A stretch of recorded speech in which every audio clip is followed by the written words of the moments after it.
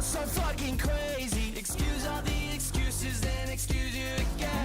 Maybe if you made some changes, so sick of saying refuse is what the truth is, no solution again. Blaming a world that's ever changing, no cadence. Truth is in the pudding like improvement. Oh, just run away, run away. Oh, just run away, run away. Running from your problems, problems. What you running from? Running from your problems, problems. What you running from?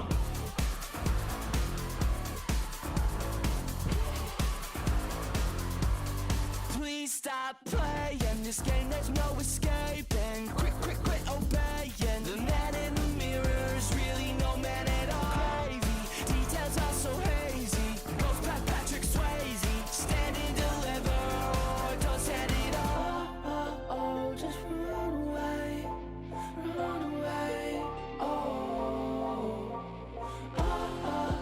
Just run away, run away.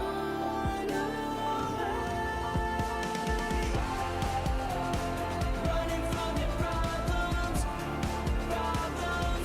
What you running from? Running from your problems, problems. What you running from?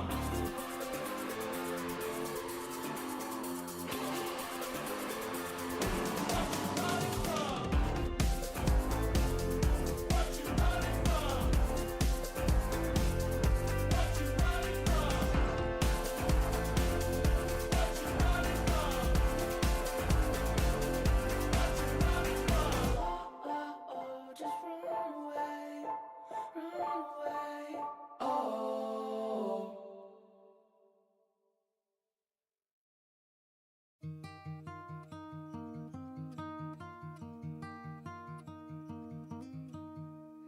The window's open wider, black coffee on the stove. There's nowhere left to hide now beneath the yellow moon.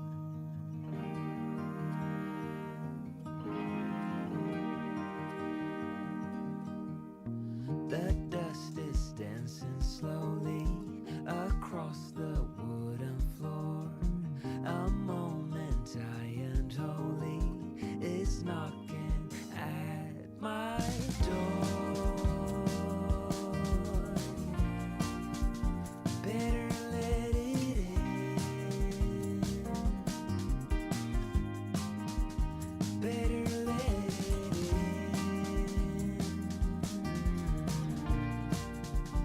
Better let it in.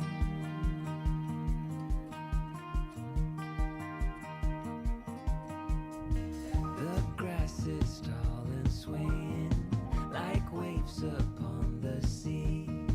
I hear the children playing, and you are here with me. Better let it be.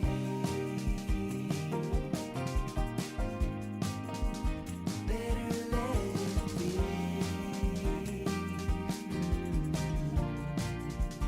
Better let it be.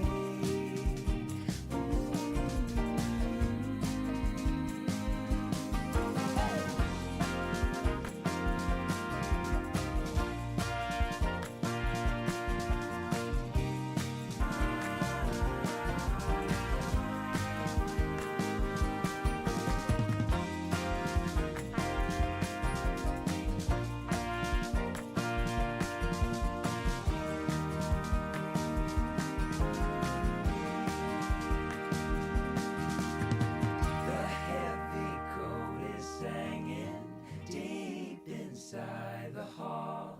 The morning bells ain't ringing. I'm standing 10 feet tall. Better let it be.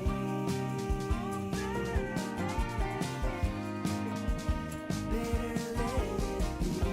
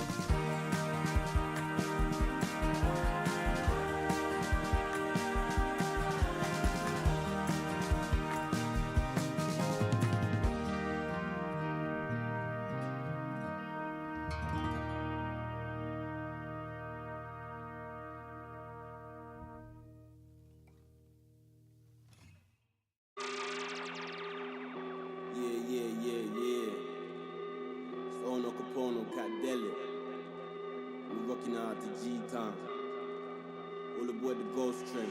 Look, I could do this with these clowns. Jump in the chain, go G time. Telling you the boy Jimmy Breeze. Last call for your leave now. Step on that ghost train, blood never coming that road. Safe, I'm doing biz like go wait. Step on the train, you're gonna get lit down. Step in the town, you're gonna get lit down. Messing around, you're gonna get lit down. Hello. Spin up, touch the blood, you're gonna get lit down. Welcome, Touch the front, welcome, you're gonna get lit. friends. My music is too loud again.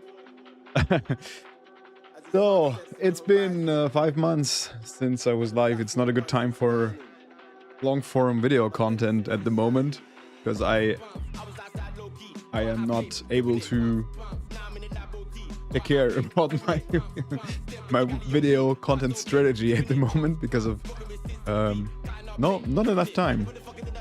Here's, I just made myself a cold brew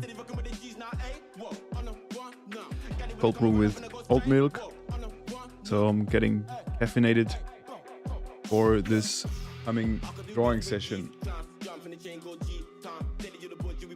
Yeah. Davey and Dominic, hey my friends, wie geht's, wie geht's? Moin moin. Grüße euch. Yeah, so this year was really busy with personal projects so far and with conventions. I can probably talk about the convention stuff a bit later on, but this is taking a lot of time, not only at the weekends where I am at the con, at my table, and building it up and building it down and driving and all that, but turns out it's lots of work preparing and recapitulating and making new products and all that kind of stuff. It's really crazy how much time goes into it. I don't have numbers. I don't know, like I can't tell you like what the hourly income is from the convention income divided through all the hours that go into it, but I think it's yeah, well, commissions pay way better, but they're not as much fun right now.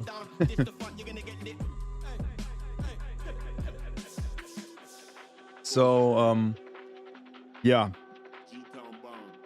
I need, when I want to make a long form video for YouTube, I need some time to prepare everything and to plan and to write a script, and I'm also still not really, I think I'm not really good at just making these videos. I always need kind of to be in the right headspace to actually be able to speak to the camera, etc. Not like I'm live streaming now. Live streaming is a whole different thing, but these planned and scripted videos, making them is really still feels difficult to me. It doesn't come naturally, you know. So that's like a reason why there's not been any new YouTube content lately. It's, yes, too much hours. And 50 plus hours just making stickers. Yeah. Well, that's on top. I mean, it's not only the preparation for like printing the whole stuff, etc., but also you need to make the artworks, etc. My camera image split, and do you see that? Camera image is kind of weird. Or is that just me? Is it? There's some tearing happening at the same. I mean, it's not that bad, but it doesn't. No, it's just the camera. Okay. I think I had that before, but I solved it somehow, but I can't remember how.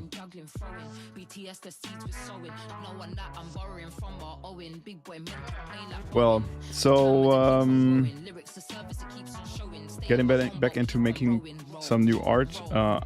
I rediscovered fan art lately, so I somehow got into making fan art by accident because I had a commission for a coloring book, and the publisher canceled the whole project after I did after I made a test illustration.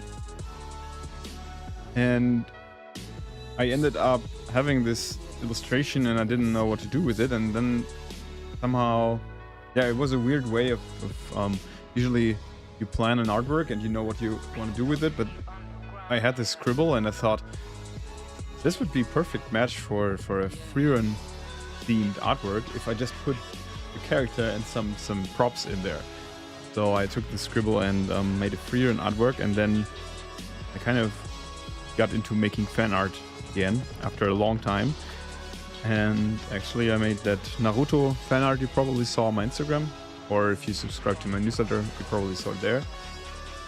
And I also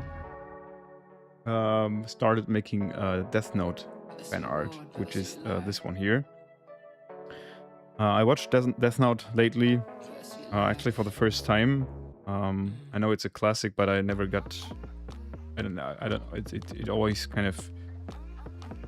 I had it on my watch list for many years, but I always missed actually watching it. But I finally did, and I loved it. It's one of my favorite animes, actually. And now I know why it's so popular, of course.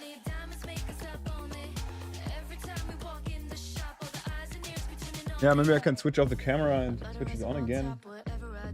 And sort of cleaning. Maybe it's gone then. No, it's not. Weird. But it's, I mean, it's not a big problem. Just sometimes splits my nose in half, or my beard. looks kind of weird. Had that before, but I can't remember. Maybe it's just other setting. No. No, it's some kind of transmission setting. Transition between the camera and the capturing card. I think there's the. That's where the problem is.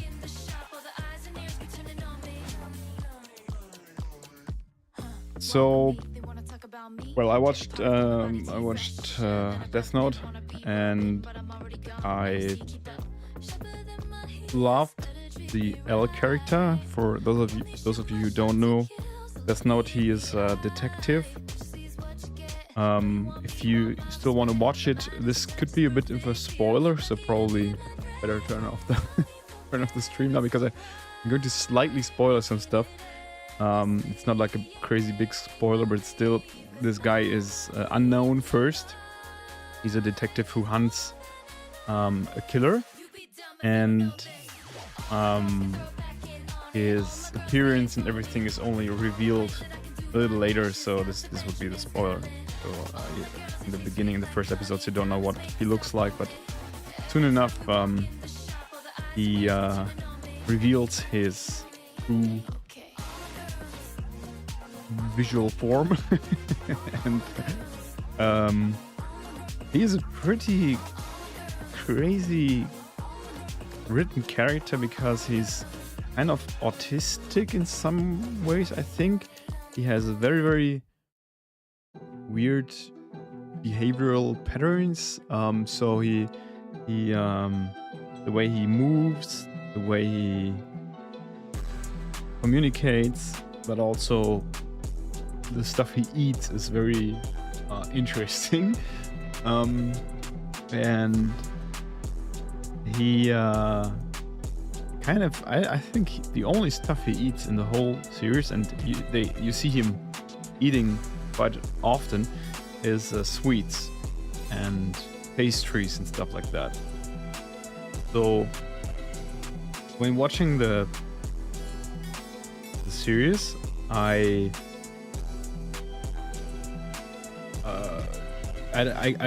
got into liking the character because he's so weird and so unique. He's kind of a bit of a mix of a nerd, but then again he's extremely athletic. So there's one episode where they play tennis, and it turns out he used to be a tennis champ at some point, or at least like very, very good. But he's always like lurking. He's always squatting like this. So this is his usual pose. He squats at like in front of a desk or on a sofa or whatever. He's always squatting like this. Yeah, he's a crazy He's a crazy character. So I got to like him a lot. He's probably my most favorite character in the whole show. And then the stuff he eats, he also drinks a lot of coffee, always with lots of sugar. He always, like, he often eats strawberry cake, like strawberry shortcake or something like that. And that kind of stuck with me, so I wanted to put him in some kind of food related environment, and that was the idea behind this scene here. Of course, as you know, I like to mix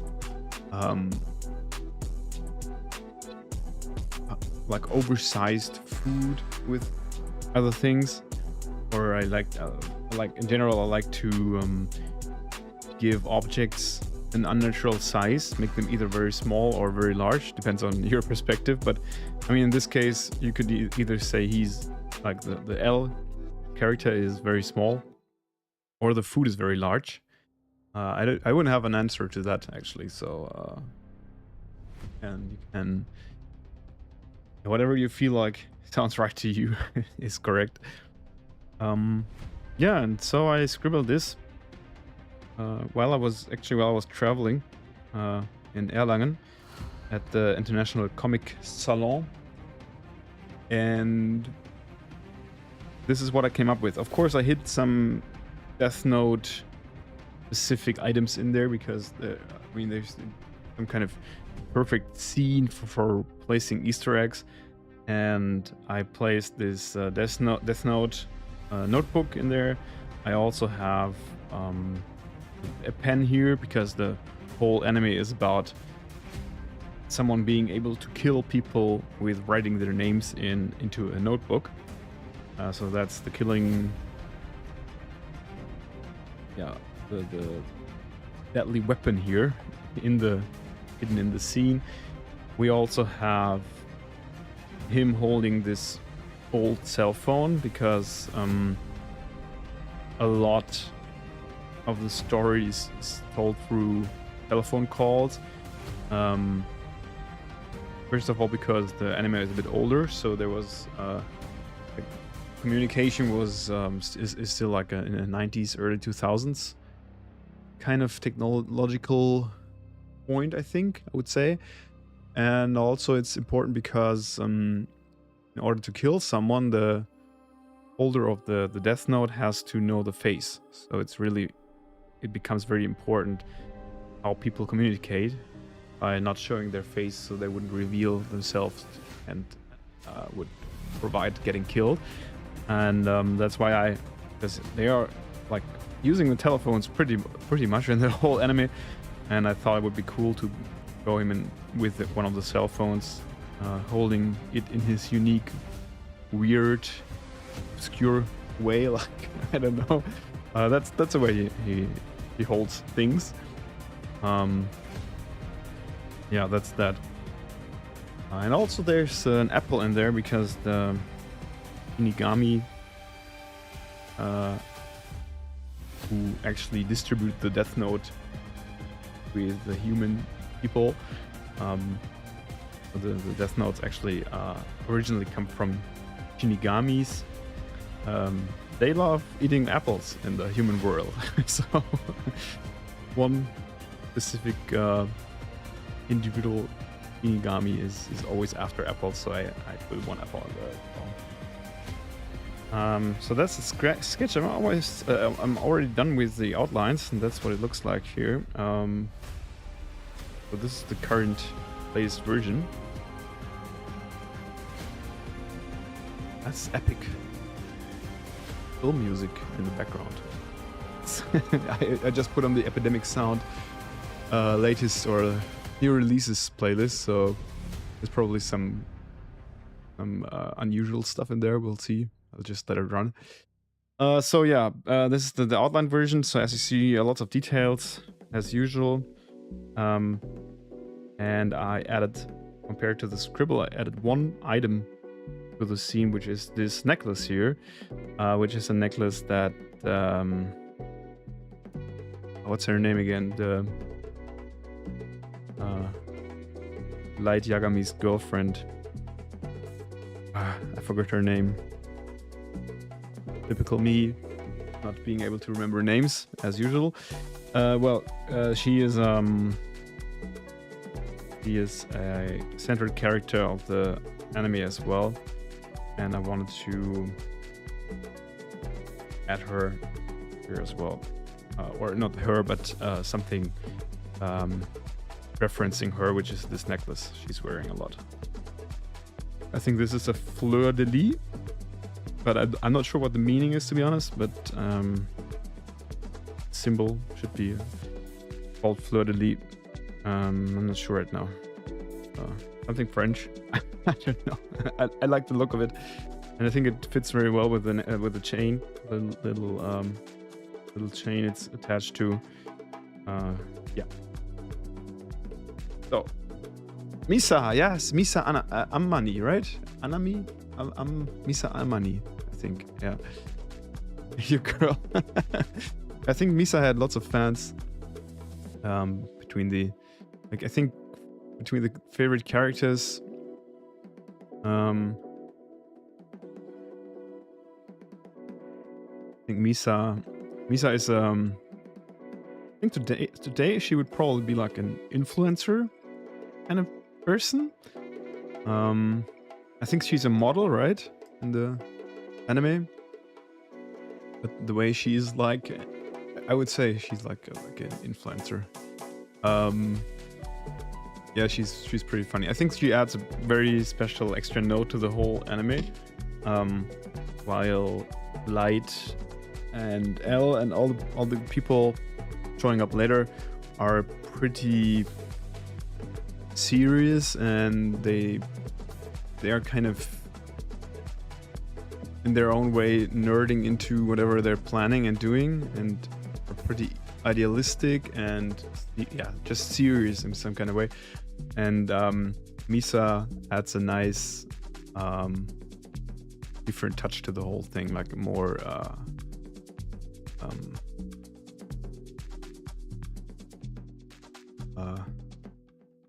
a bit naive, of course, but also some comedy or comedic scenes as well. So yeah, she's nice.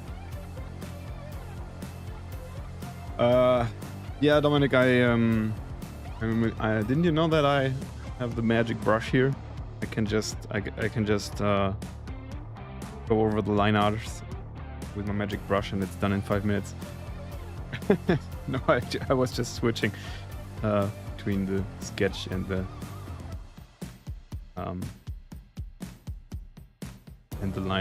outlines.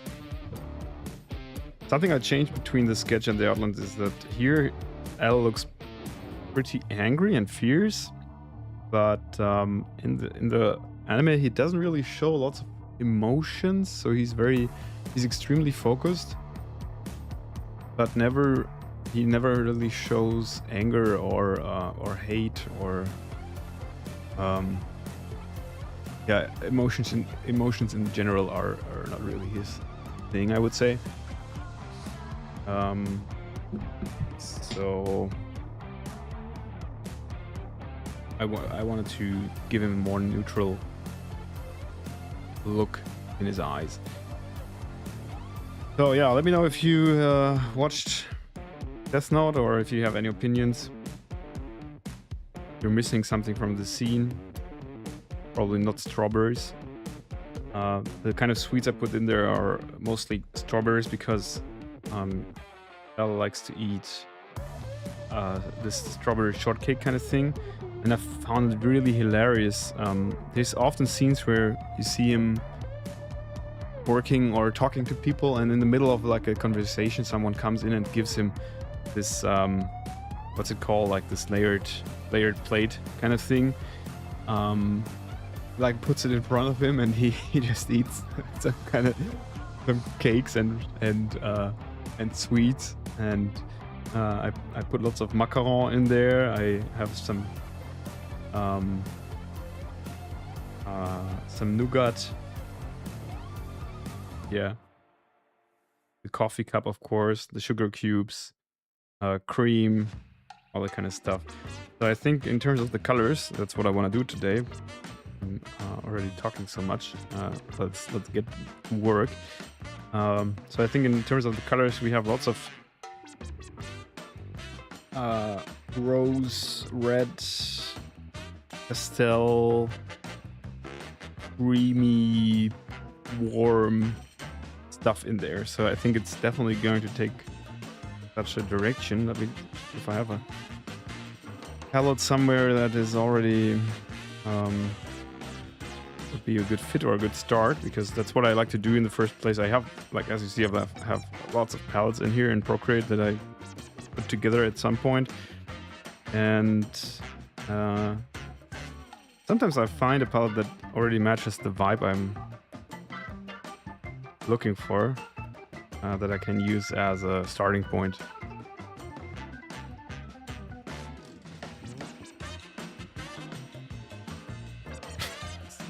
What's this music?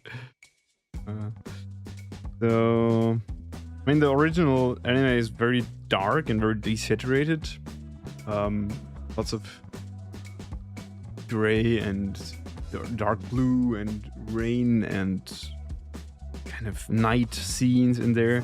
So that's definitely not the vibe I'm going for here. I want to make a contrast to the original anime. I think this here, for example, not too bad. If we take these off pink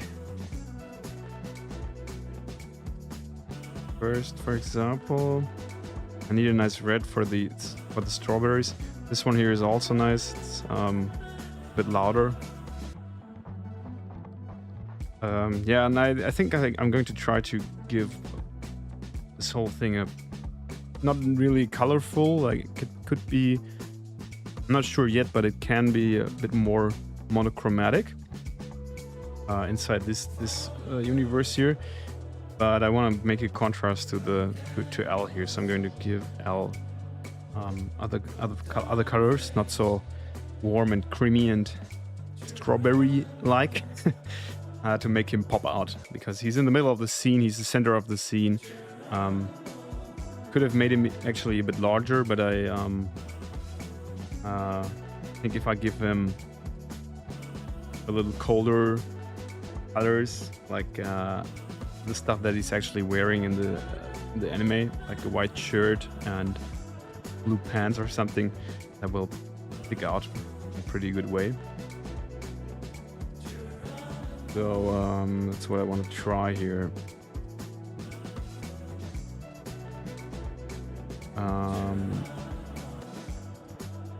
Yeah, so if we go for something like this for the strawberries.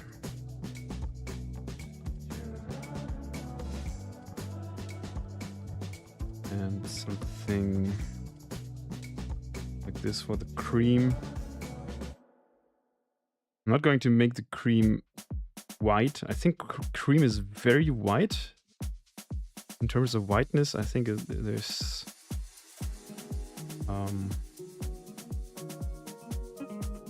you'd color pick cream. You probably have something like this. But I'm going to give it a little tint. Maybe not as much as here, but something like that. I find it really satisfying to draw whipped cream, by the way. I don't know why, but this, like the way whipped cream piles up when you, like this the one that you spray from a can, is usually much rougher. Like the edges would be, in reality, it would be, would be like this.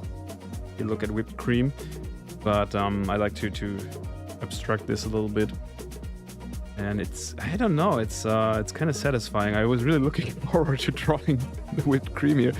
I have one artwork with whipped cream that I made not too long ago, but I don't know which one it was, but that was the first time I put whipped cream in an artwork, and I realized that I want or need to do this again. So this was the perfect opportunity. Yeah, I don't know, the structure, the whole, the weight it has. So it's piling up, but at the same time it's squishing down, and the weight is pulling down, like in these areas here where we have stuff like tearing down a little. It folds in a weird way. It's really nice, lovely. So I'm going to give this strawberry shortcake here some colors, and I think this will be a good opportunity to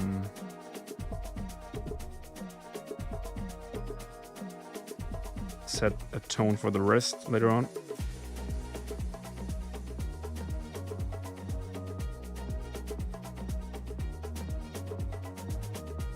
Oh yeah, sure. The first comment coming from a Twitch viewer is, of course, spam. Oh, nice. Okay, so there's AI viewers now. So we have streamers who buy AI viewers who comment to make a stream look more busy, right? Ah, nice. It's just lovely. Giving nice dead internet vibes.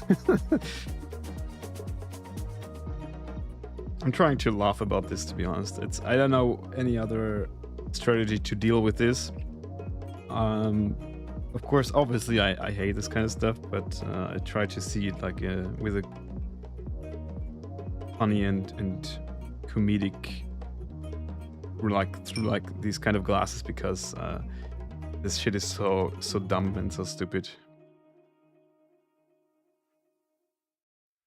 I'm not sure yet if I think it has to be more yellow than red, because this looks a bit muddy or dirty now. It could probably go in this direction.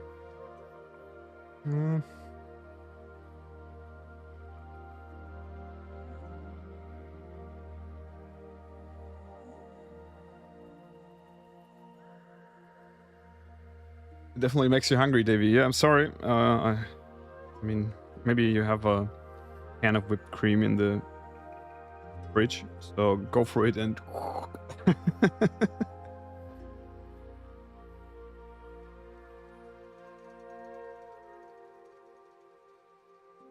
Well, I don't like the one from the can too much. I think it's too sweet. I love it when it is not crazy sweet.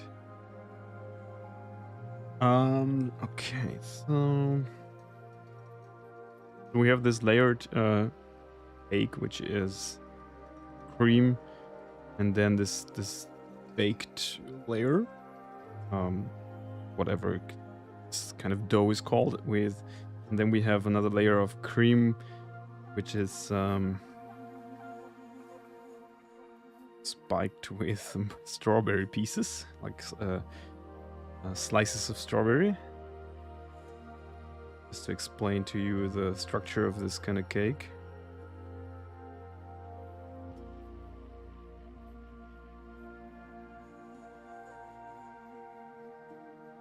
If you then also add some chocolate or rainbow sugar bits on top, it makes the most comfy thing to draw. Yeah. Oh, that sounds good. Yeah.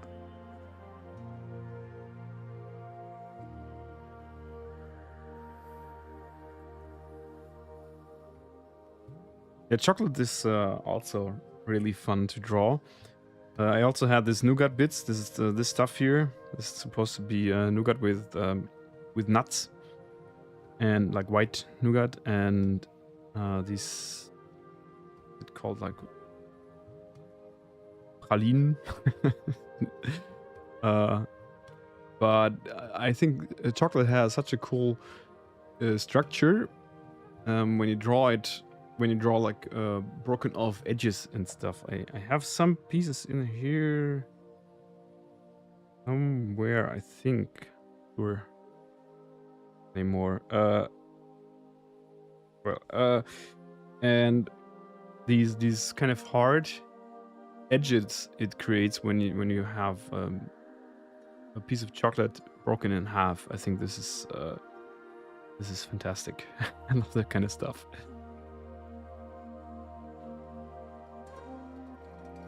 So I'm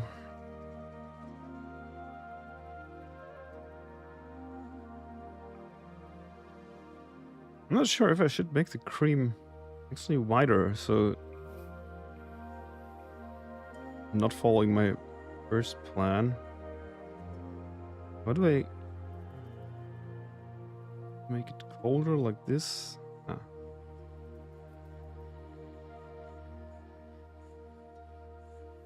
Maybe it falls into place later when I added more colors to the other elements. We'll see about that. But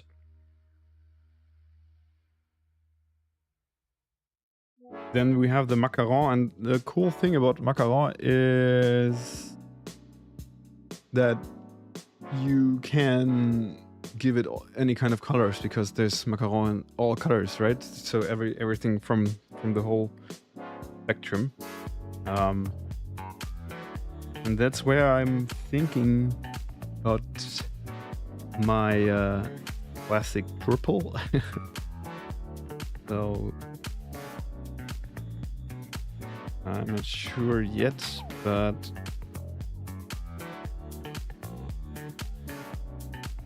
I mean, like I said, I could see a very monochromatic palette here as well,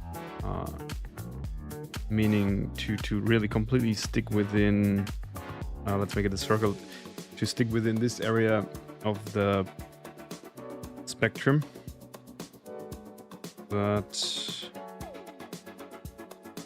also make the macaron lean into purple a little bit, but not like go for full purple.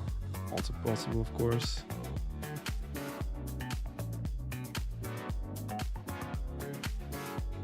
Something like this, maybe.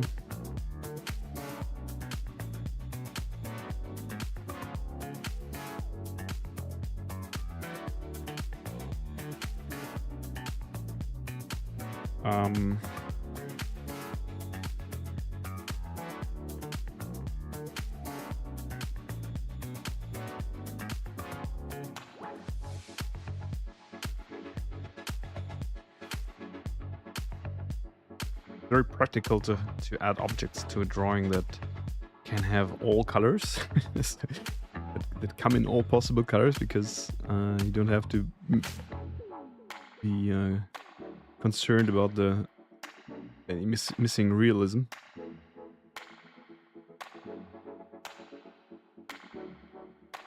By the way, I could turn up the reference. Gosh, it's wrong orientation as always.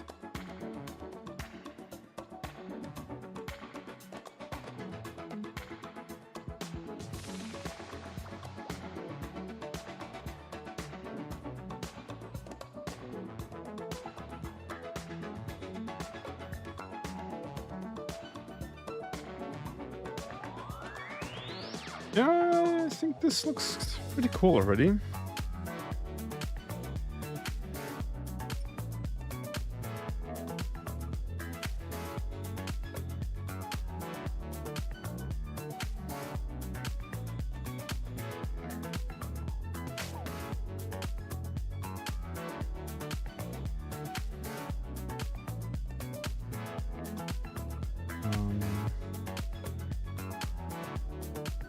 Oh, I think this one here was the piece of chocolate that I had in mind earlier. Some chocolatey brown.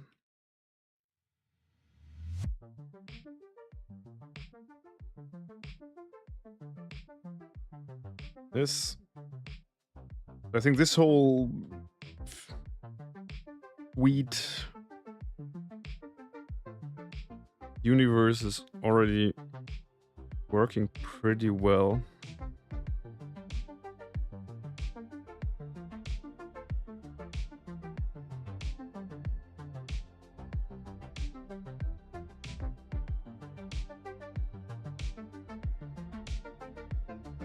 Yeah.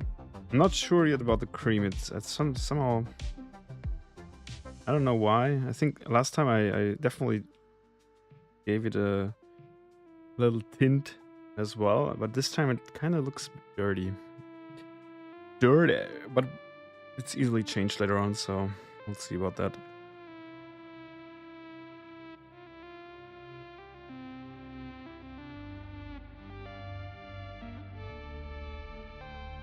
That's that thing L squats on in the middle, by the way, is a in Germany it's called Zitronenrolle.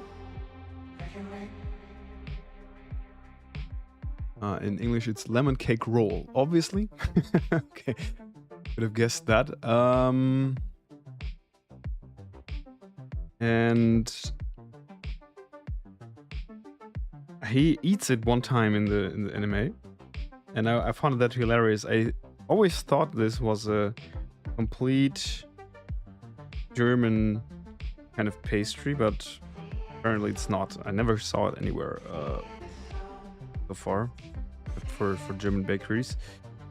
Yeah, and I was very happy to see that because I like to eat it. And it is rolled. If you don't know it, it's like one slice, like a sweet baked like flour, and then there's cream spread over it, and then it's rolled to this kind of form or shape, and it is the cream has a nice lemon flavor, and I like it very much. And I thought this was perfect for L to squat on.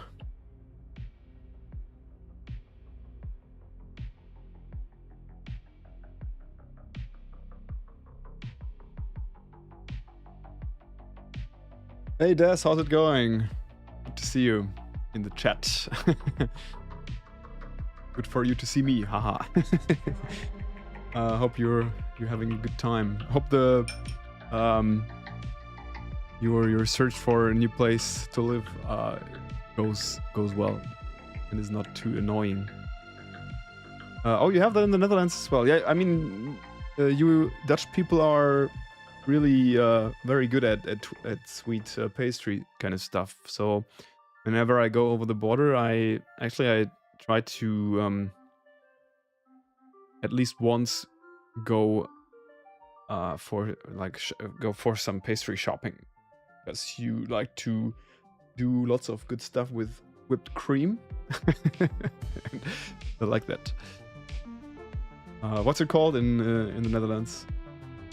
Dominic, no, it's not Donauwelle. Donauwelle is with chocolate. It's cream, cherries, and it has this chocolate top. And I think it's called like that because it's like it has a wavy form, like the top layer made of chocolate. I'm pretty sure this is...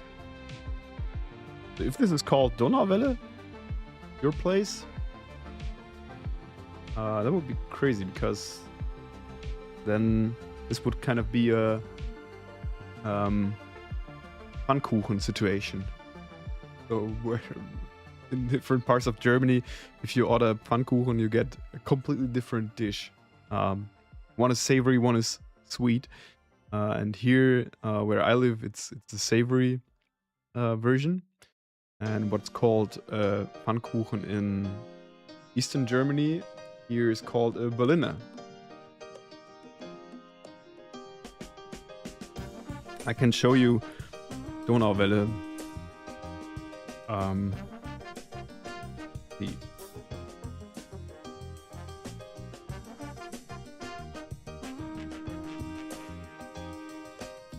This is Donauwelle. See, there's cherries, cream, and then there's the chocolate top layer, and that has a wavy form, and That's the Welle in German.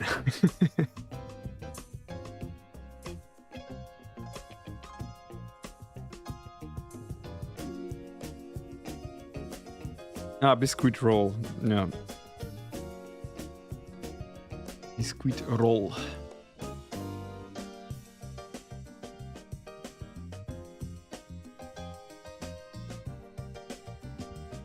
Oh, I'm sorry you're probably not getting the house, Des. But I'm glad I'm able to cheer you up a little.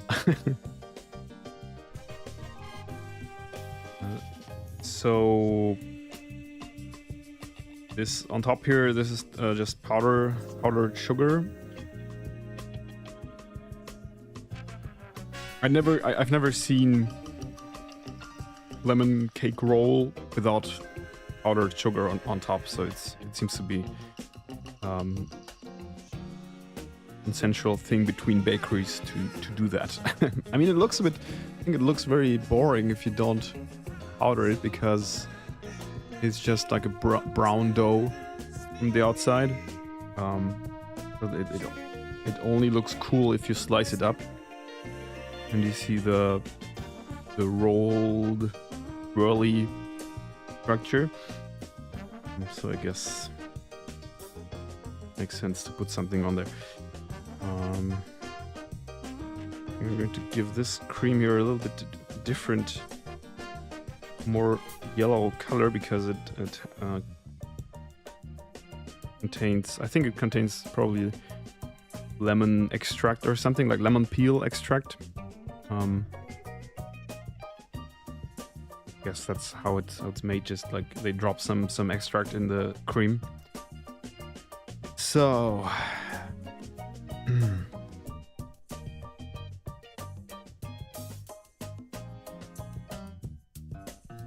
yeah, it's making me hungry as well. And this was a mistake, and I never should have started this. Now I want all this sweet and tasty stuff. You see, what we need is not revenge. It's revolt, which means the power structure.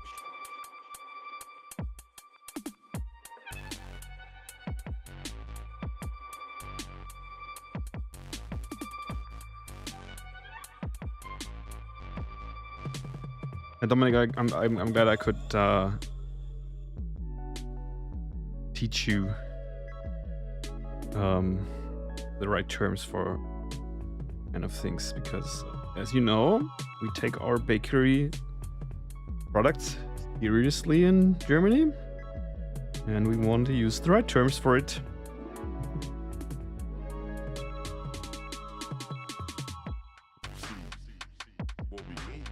Still unsure about these plates, because usually they're made from metal, I think. Not always, but personally I think there's porcelain ones as well, but I usually only know them made from metal. And usually when I have like stainless steel or something, I give it a little like bluish light gray, like this.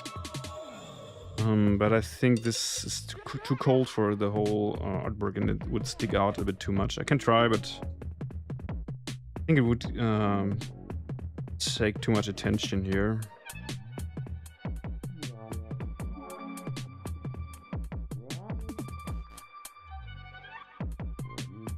Yeah, it doesn't really fit in there.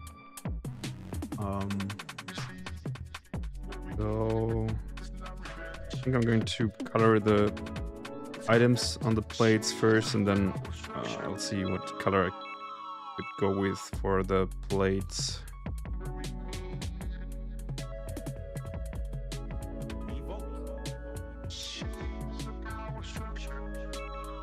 Sweet cravings.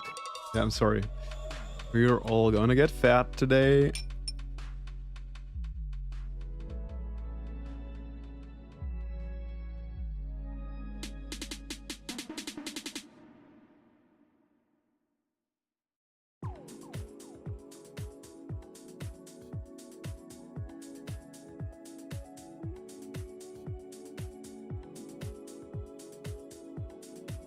Alrighty. I'm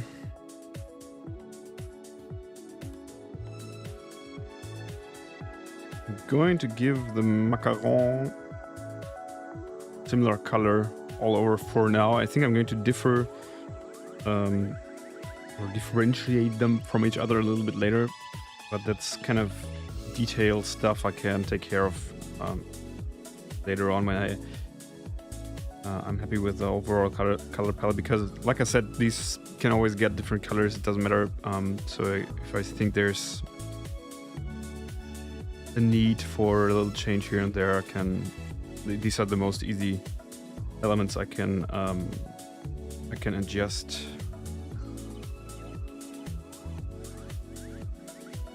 So let's make this a little darker.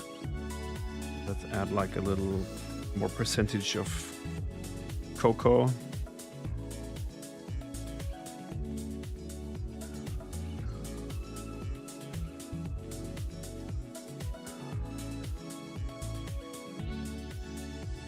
little hazelnut.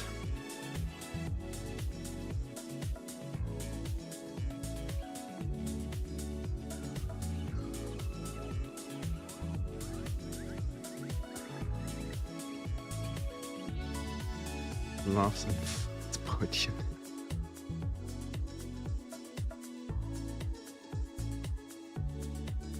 Yeah, Franzbrötchen is probably for a couple of years already, the most hyped pastry in Germany, right? Because it used to be a Hamburg specialty that you could only get in bakeries in Hamburg, but suddenly now every bakery in all Germany has Franzbrötchen. So, I mean, I like them, but they're nothing special anymore, which I think is a bit sad.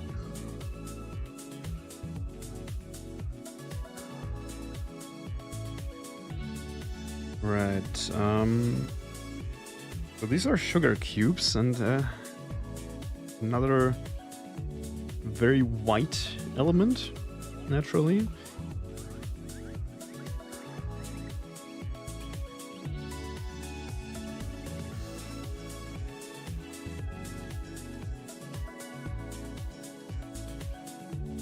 This is these kind of things where you don't have lots of opportunities or like flexibility on coloring them. So if I color the cake very differently, if I give the strawberries a completely different color other than red, you'd still identify them as strawberries. So sometimes I'm abstracting colors a lot, depending on the vibe I want to go for in my artworks.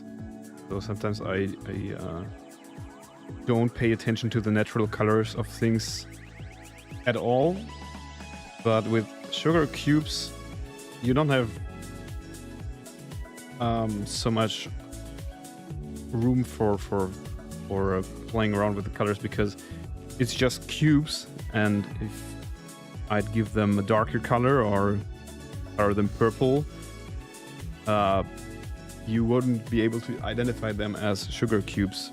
You'd like wonder if it's some kind of baked thing, or if it's you'd be confused. And so this is an example for an element that I think have no choice other than color it or give it at least almost white color, probably even hard white later on, we'll see.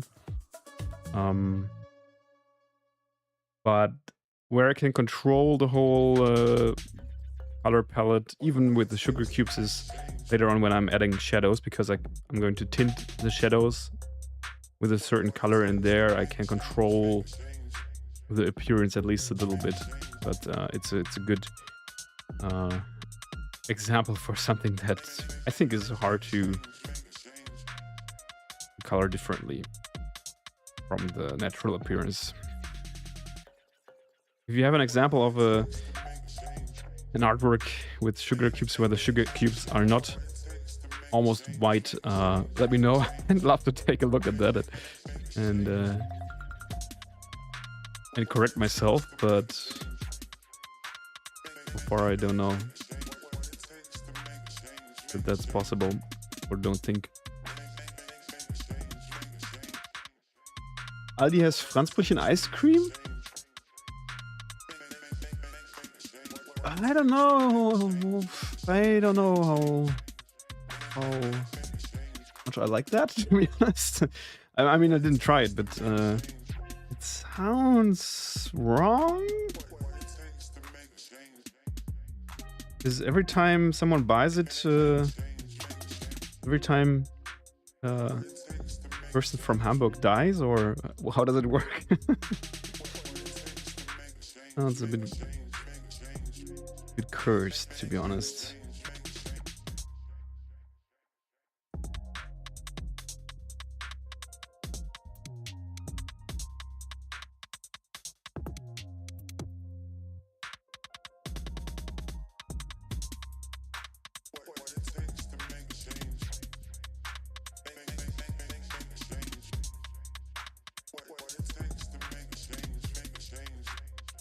So this nougat.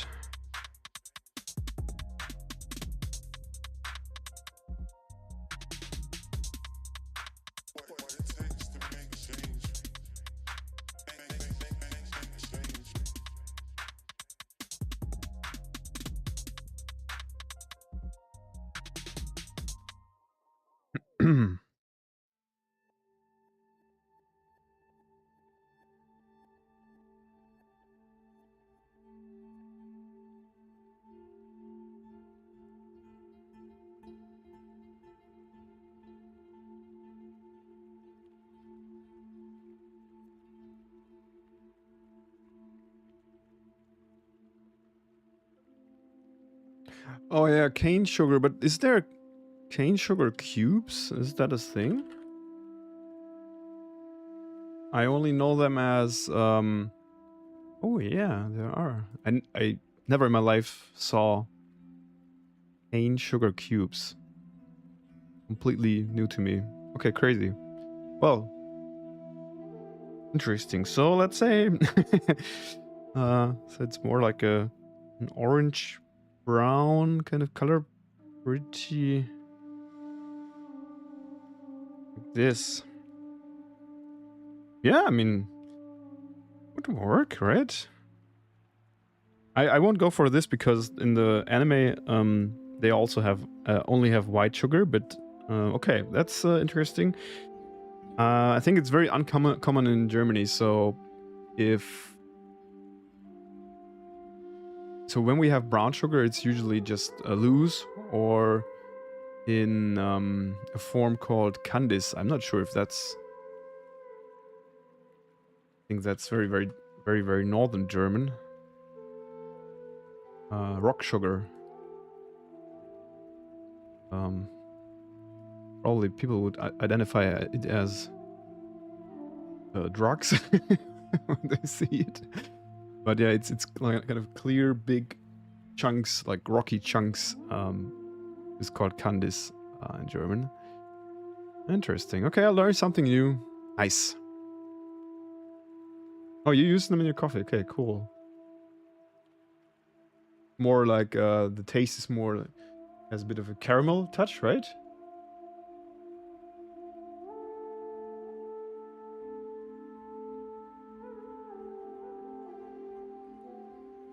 Mmm. Franzbrötchen liquor. Nice. Yeah, the I wish there was more ice cream with that. So I like sweets, right? So I really love sweet stuff. But the sweet stuff I like most is that which is not like extremely sweet, like moderate sweet. And especially with ice cream, it's you have like the regular stuff from the supermarket. It's often like too much sugar. Yeah, I like to mix it with fruit, so to make it a little like to take off the sugary edge a little.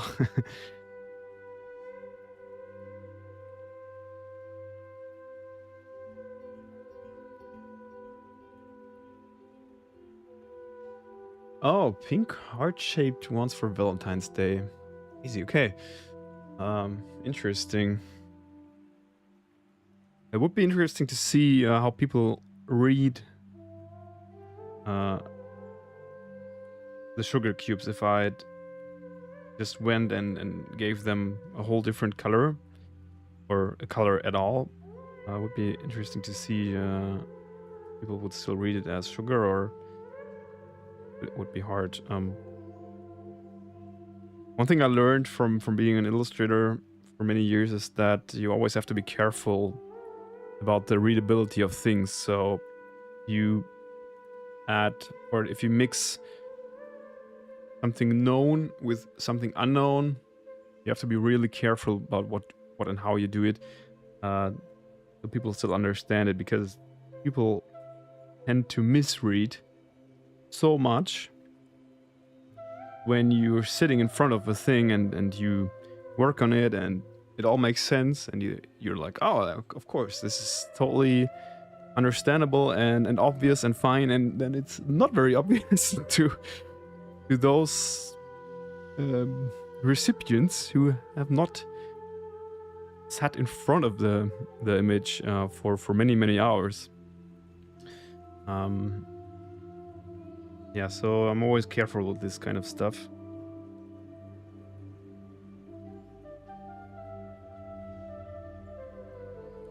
I think if you're an artist or illustrator who always works in a very abstract way in terms of the colors, I think this could be completely different, because people expect things to not look the way they look in reality. But apart from that,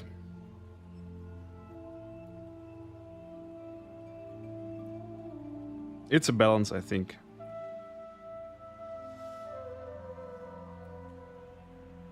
It's a balance, but as you see, I'm not drawing a very realistic scene here as well, so let's not overdo it. Okay, so for the plates, I think something that blends into the whole color palette a little more is a better choice. What's this whale? Whales talking? Oh, you want to know my top 3 sweets? Wow, that's difficult. 3. So ice cream in general, for sure. I love ice cream.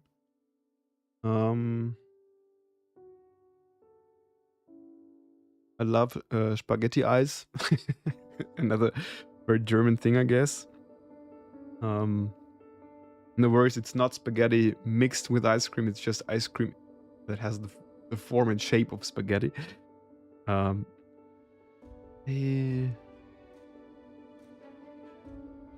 really love dark chocolate, so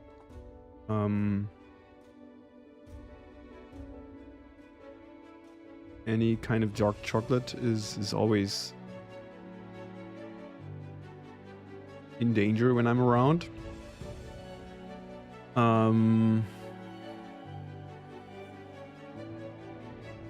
Chocolate in general, though. I also love the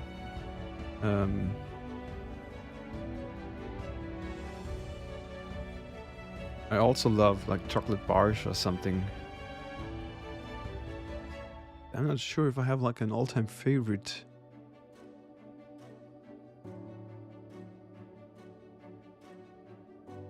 Yeah, I actually do like like the ultra-processed stuff every now and then as well. So like the Kinder Schokolade, the big ones are great as well.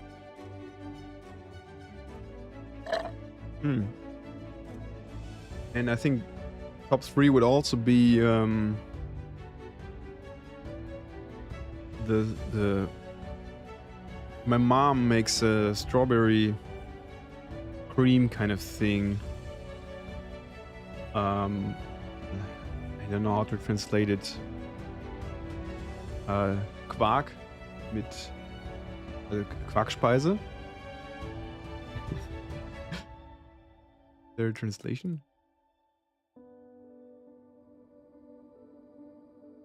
junket? What's that? What junket? What kind of word is that? So it's a very regional thing. It's called Stippmilch here in Münster. Very made from a thick milk. Kind of between different things, like between cream and yeah, there's so many different terms for things you make from milk. But yeah, that with strawberries is probably like that is a definite very precise definite top 3 sweet dish. And we just had strawberry season, so when I'm visiting my parents, they just eat it every day. It's very good.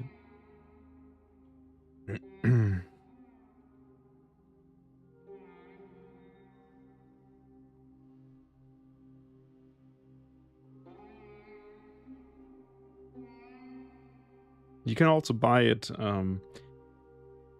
here from regional farms. So sometimes farms have their stuff, their products here in the supermarkets, and there's one farm who also produces the Stippmilch, and you sometimes can get it in old-fashioned restaurants here.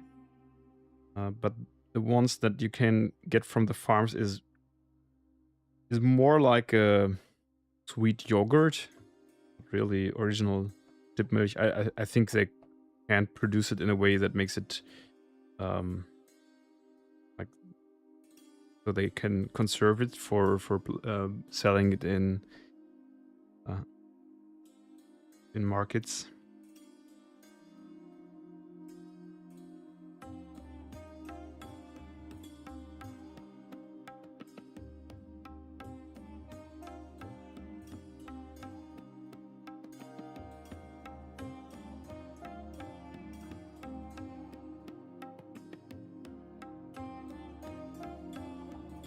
It was very specific, right? You probably wanted to hear Kinderpingui, dark chocolate, and spaghetti ice.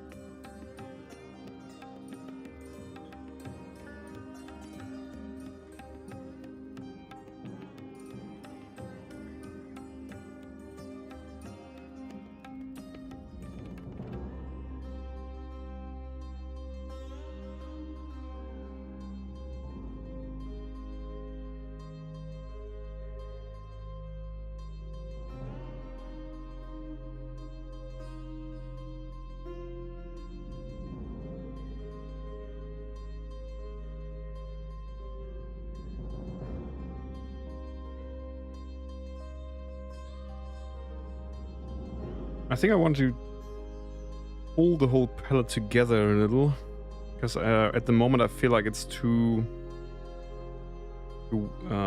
widely separated. And I'm going to use the color balance tool for that.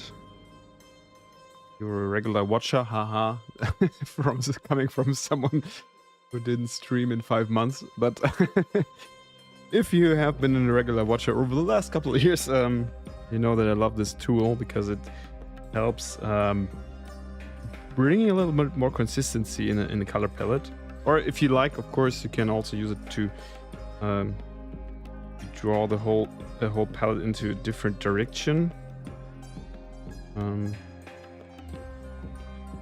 But I use it for often for more consistency. So it basically draws every color on this layer into This is the midtones. Highlights will be crucial here because we have a very high key palette. So as you see, this changes a lot. Doesn't really look. I think it's more red than yellow that I need.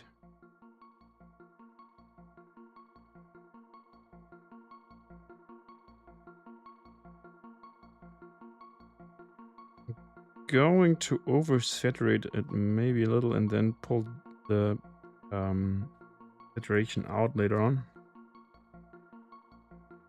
So the more saturated in total, but also the colors are drawn together on the color wheel a little, so the extremes are filled out a little, especially with ones that are leaning more into purple. And I think this works better for me. So I'm going to remove a little bit of saturation. Tiny bit, like that on the stream. Yeah, you can see it, I think. So, and then I even want to take this a little step further, and I'm going to add a layer of nice bright orange, like this.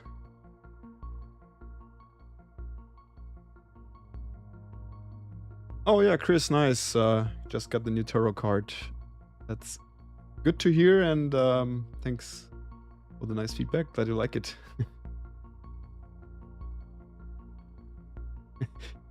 Yeah, the spaghetti. I'm going to show it. So the spaghetti ice is this. It's just vanilla ice cream pressed through a machine that makes it look like spaghetti, like this long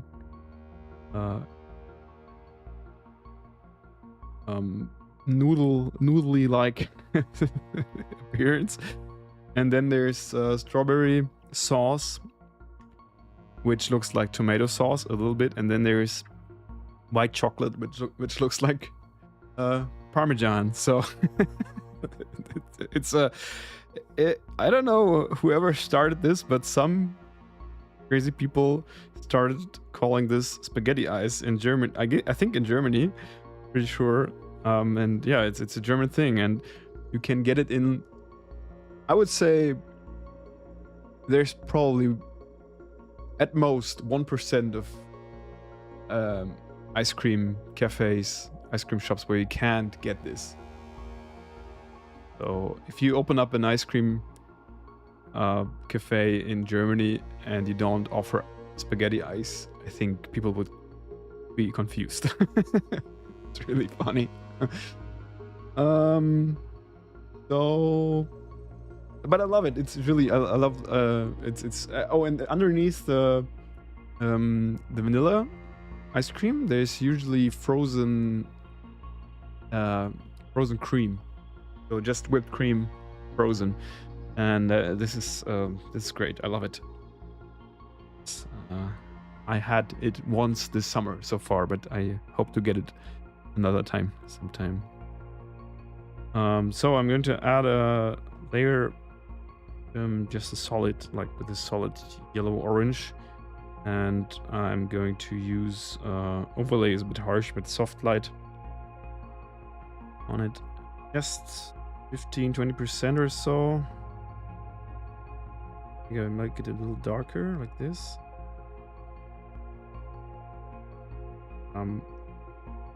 This is also a great trick you can use to make a palette, like give a palette more consistency. When I talk about consistency, I always mean make it more monochromatic, or add a tint to all the colors to yeah, I don't even know what the actual term would be. I always say consistency, but I'm not sure if that's actually a good term for it. But you push all the colors you have on your canvas in a certain direction. So yeah, I think you could say this. Let's see. So it's only a nuance here, as you see. I think on the stream it doesn't really. I put it to 100%, you see it better. But this is a little too much. I'm going for like 35 or so. 30. These are just nuances, but gives me a bit of control over the whole color palette without going into every object. All right, yeah, I like this. Oh man, looks really tasty.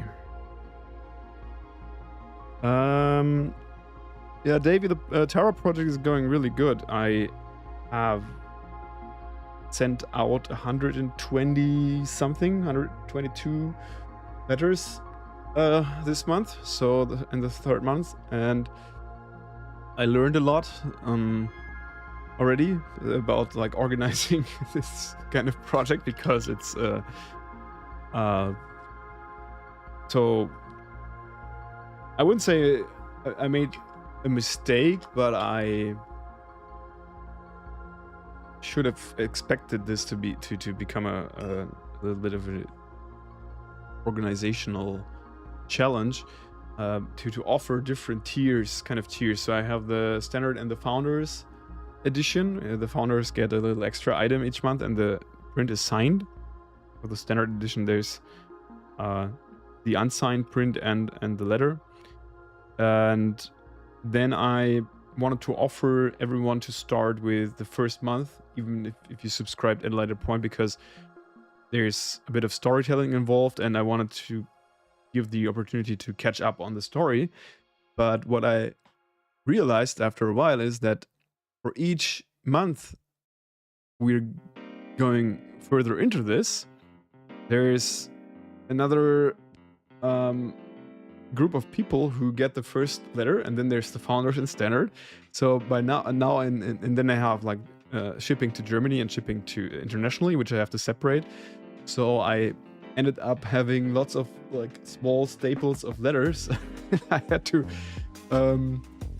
separate like standard and founders to Germany, month 1, month 2, month 3, and now I stopped the whole like last month.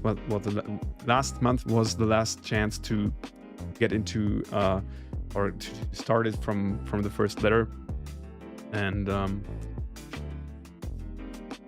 yeah, I had to organize myself quite a lot for the shipping stuff. So I hope everyone will get the one letter they ordered, but so far I think it works out. I developed a little system. Yeah, so that's that. Another learning for me. But apart from that, it's really fun. And honestly, didn't expect so many people to subscribe so early. I thought more people who would be interested would wait a little longer to see where this was going. Like lurking on the project a bit, but no, it's I mean, over 100 people is crazy.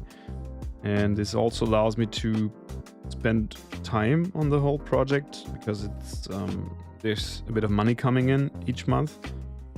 Of course, including like the price I'm selling these for is including shipping, so it's not ultra profitable, but of course there's still money sticking with me that allows me to focus on the project.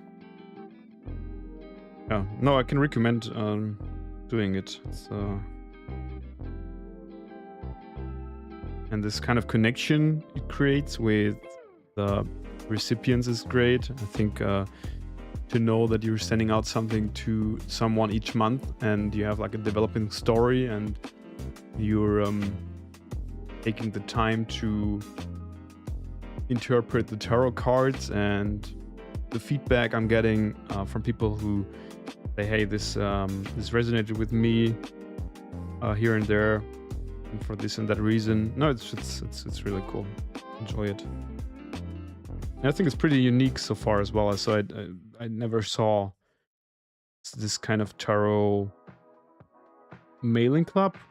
or even this like someone turning a tarot card, a tarot deck into an ongoing storytelling project. I never saw something like that so far, so really interesting. I also posted some of the artworks in the tarot Reddit subreddit, and I got some feedback from people that was very positive. So from kind of the tarot nerds, but also some useful input. Yeah, no, it's can't wait to see where this will be going in the next month.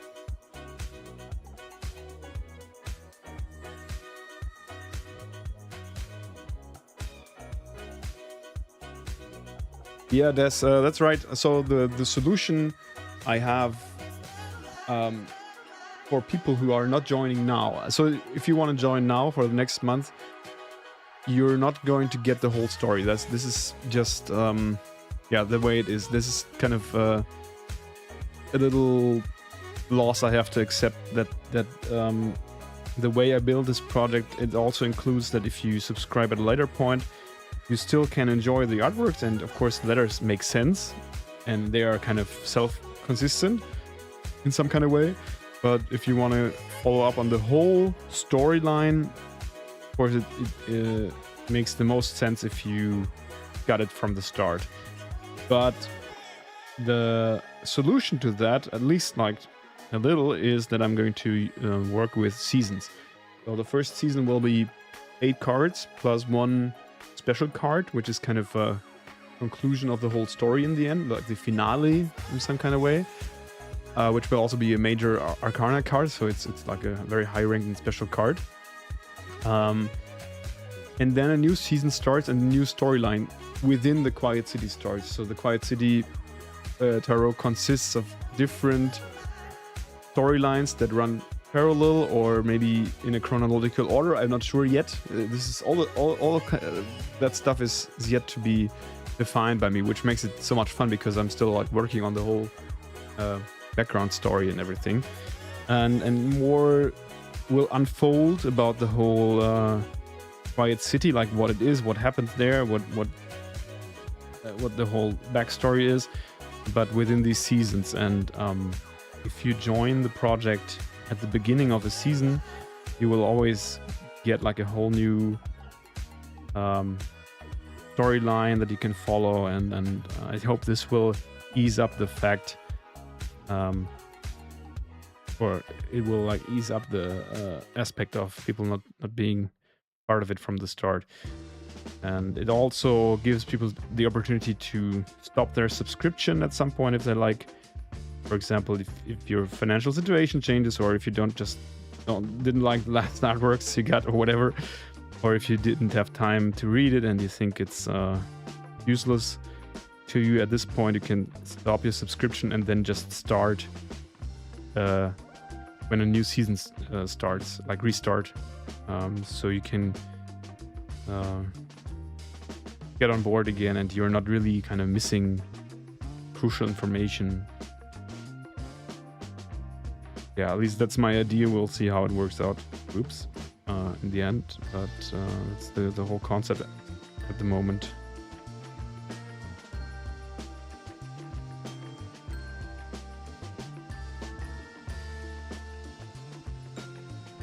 Yeah, it's really cool to have people support this. It's like I said, you never know what to expect when you start a new project, right? So it's always, I mean, this is part of being a self-publishing artist. You always publish into the unknown, and sometimes you make something and it doesn't sell, and you never really know why. And sometimes things just work out, and in this case I would say so far it's working out much better than expected, and very motivating to know that this resonates with my audience and my community. And yeah, but it's, yeah, either way, it's always really cool to see that there's supporters being interested.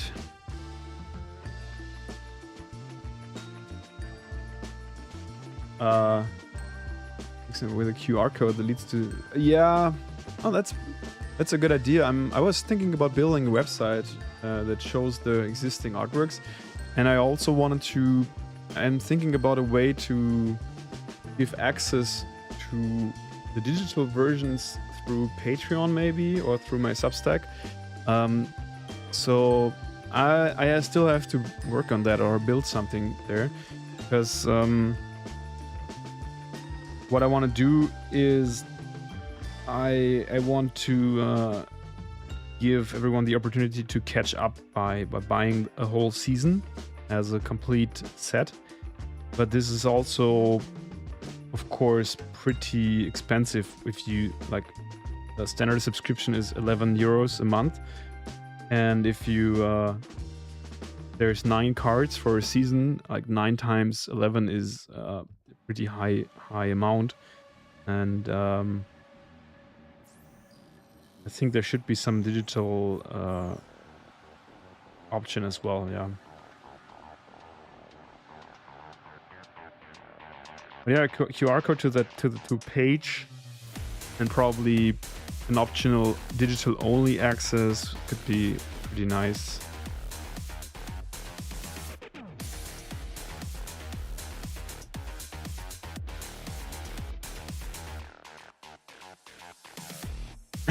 Nice. So you're.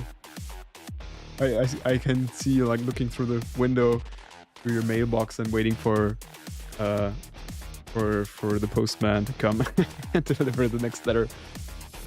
But I mean, you know, it will take a couple of weeks until the next one comes.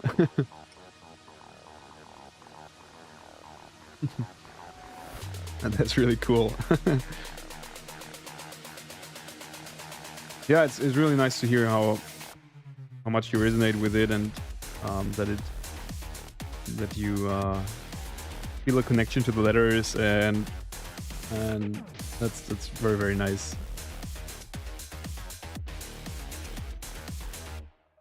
So this necklace could be. I'll get back to that later, because I think this is one of the items that could stick out a little more.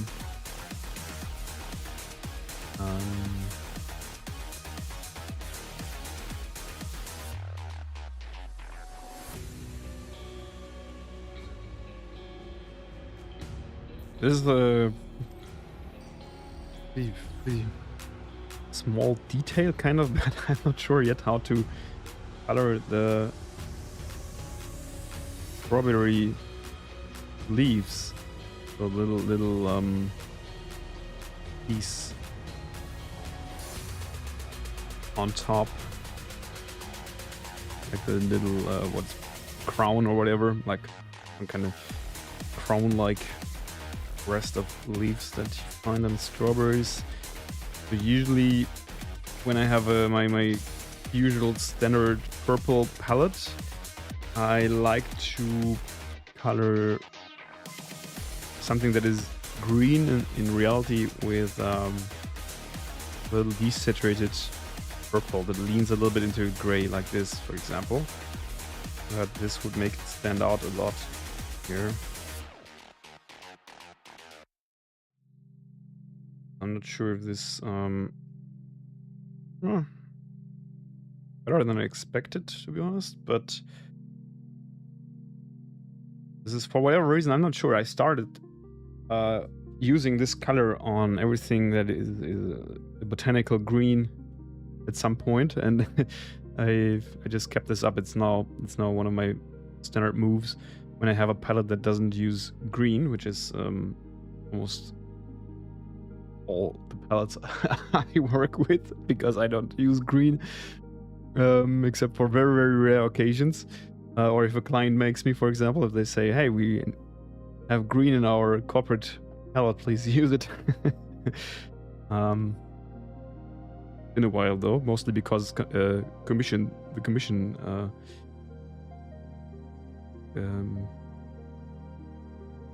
business is going extremely shitty. But I mean, this could be a compromise, maybe.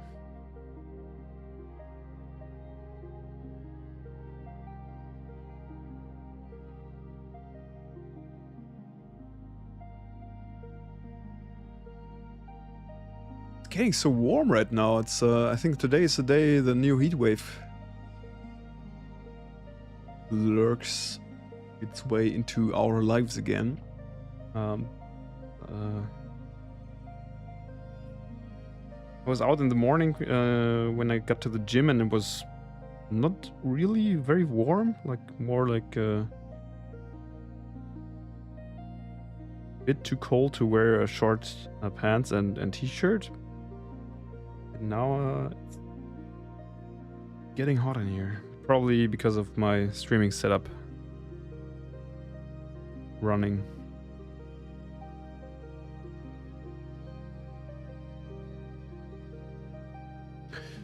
The actual word with all being over the screen so fast, no pause, receiving a letter with some quality content that even makes you take a break and take a look at the life with the questions.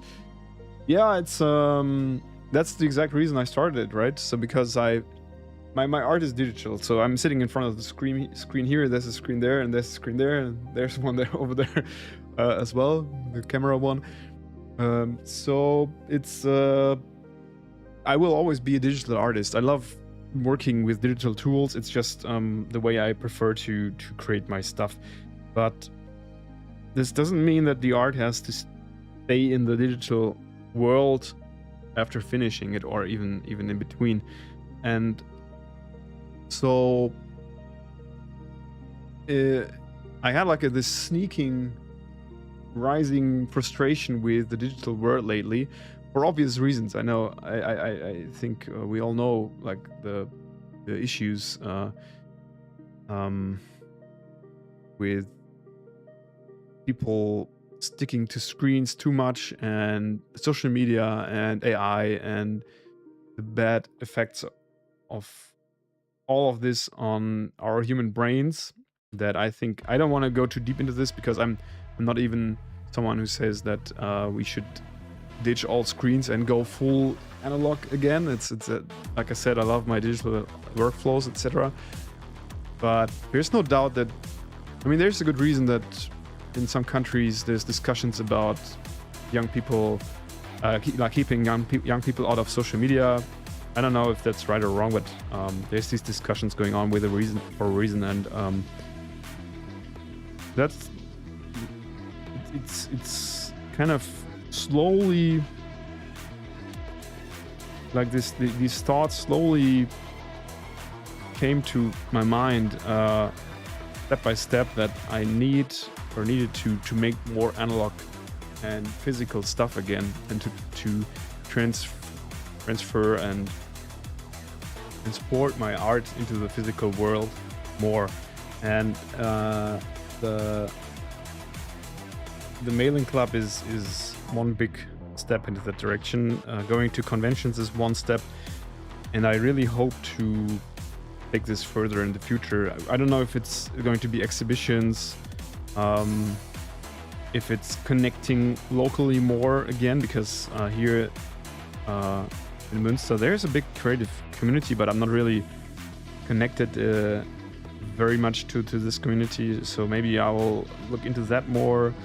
I really would like to start some kind of exhibition thing, maybe a launch event for Mirror Dreams 2 when it comes out,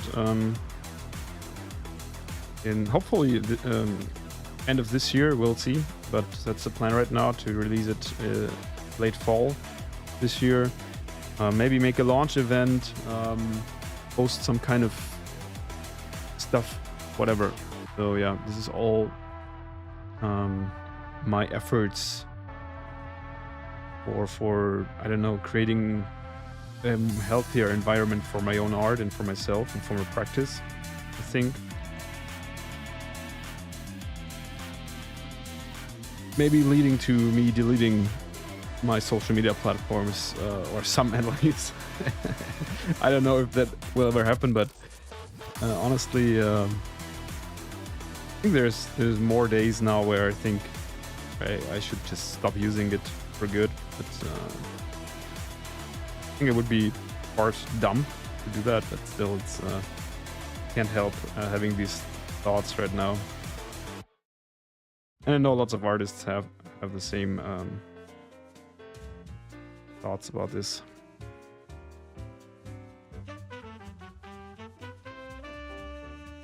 Everything in excess is bad. Yeah, I mean that's a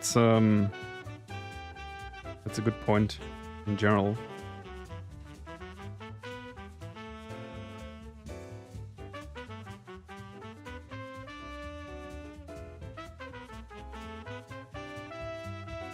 I would be a total bigot for saying that social media is only bad and that it all should be banned and that I don't want to use it anymore, etc. Because it's like a big part of my own freelance career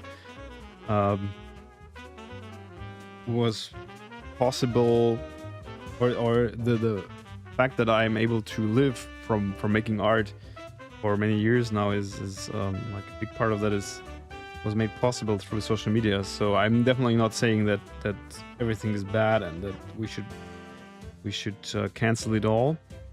I think at least like on my biggest platform, which is still Instagram, the good years are over somehow. But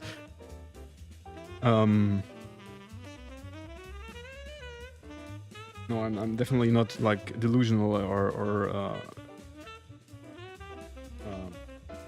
like that kind of arrogant to say it's all shitty and bad. And I still have meaningful conversations on Instagram as well. So it used to be more. I mean, it used to be more with like 2,000 followers.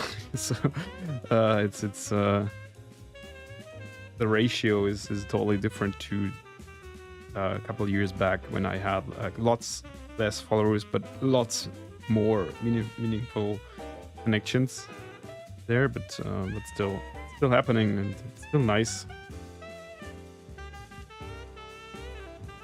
And it's still relevant for my business as well, of course.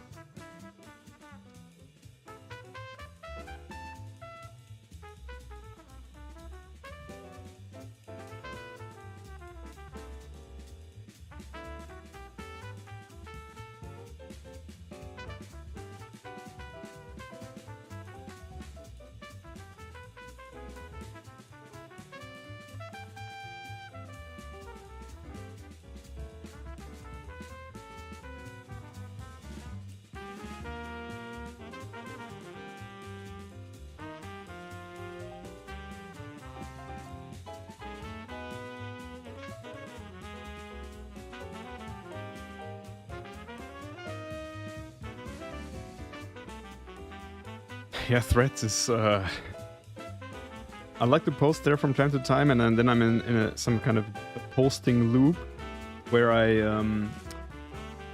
try to ride the algorithm for a couple of days, and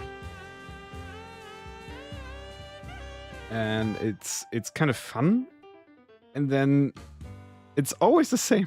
It's true. I had this kind of phase a while ago. Where I posted 2 or 3 times daily and tried to use trends and was really active in commenting on other Threads posts. Can give you like really good reach sometimes as well. By the way, I don't know why I thought these strawberry beads were this dark. That was bullshit. I think these are actually nuts, right? I think quite a while ago I read that these things on the strawberries are not seeds but nuts. Not sure if that's actually the case. So yeah, on Threads you always have this. I always have this phase where I have like 1 week of posting really regularly, and then I realize that it's an absolute idiotic bullshit what's going on there, because like you say, it's only this stupid rage bait. So just posting your art like hardly works at all. Sometimes it works, but in way most cases it's just useless. You have to use some kind of meme, some kind of rage bait. You have to mention AI in some like form. and only sometimes just if you say like fuck AI, I'm not using AI or anything, and just post your work, it gets way more reach compared to just posting your work and saying, hey, this is my art. It's so dumb, it's so stupid. I hate it so much. At the same time, I think it's not a bad platform. I think it has meaningful conversations sometimes, but it's all drowned in this rage bait and clickbait kind of stuff. And also the stuff the feed gives me, like the algorithm thinks I would like, is so much rage content.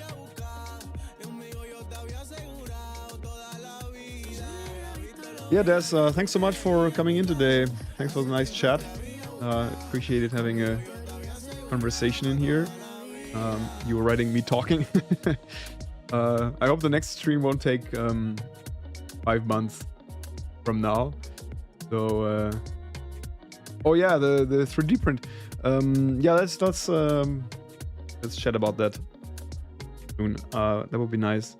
I think you sent me something, but I didn't find the message again, so I couldn't burn up the message after I read it, but didn't have the time to reply. Yeah, well, yeah, let's talk about it. Have a good time with your brother, and see you soon.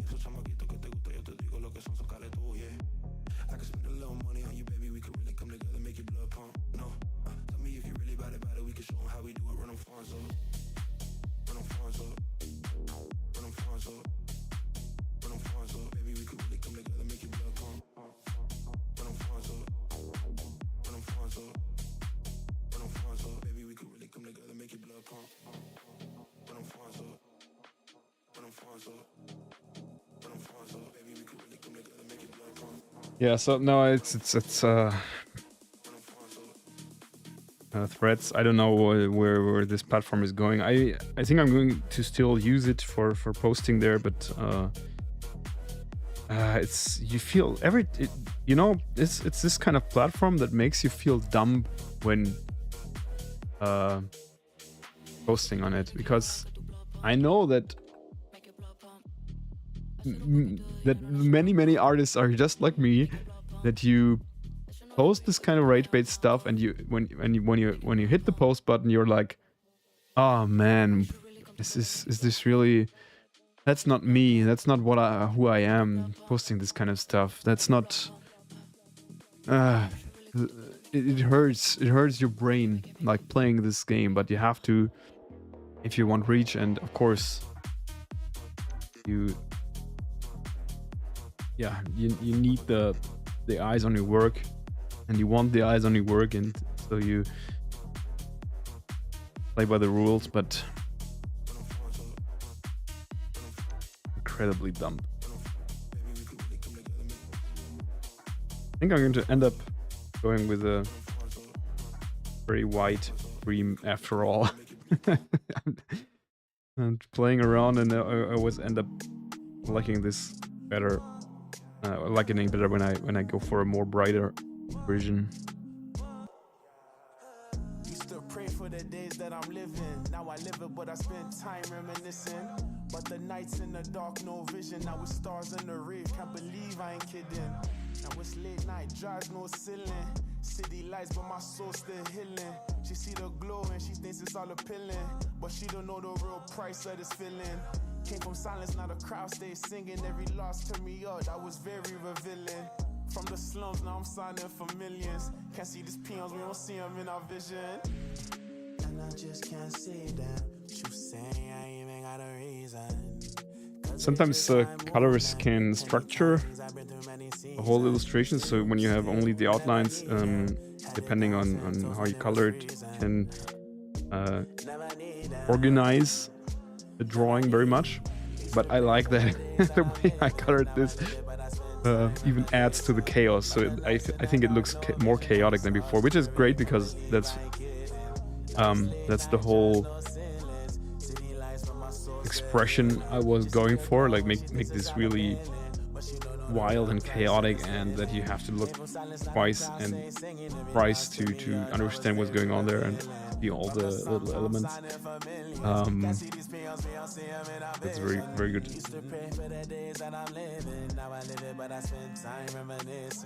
But the nights in the dark, no vision. Now it's stars in the rain, can't believe I ain't kidding. Now it's late night drives, no ceilings. City lights, but my soul still healing. She see the glow when she thinks it's all appealing, but she don't know the real price that it's feeling. Came from silence, not a crowd singing. If it lost to me, that was very revealing. From the sums, I'm signing for millions. Can't see these pills, we don't see them in our vision. Can't see these pills, we can't see them in our Can't see these pills, we don't see them in our Can't see these pills, we can't see them in our Can't see these pills, we don't see them in our vision. Can't see these pills, we can't see them in our Can't see these pills, we don't see them in our Can't see these pills, we don't see them in our vision.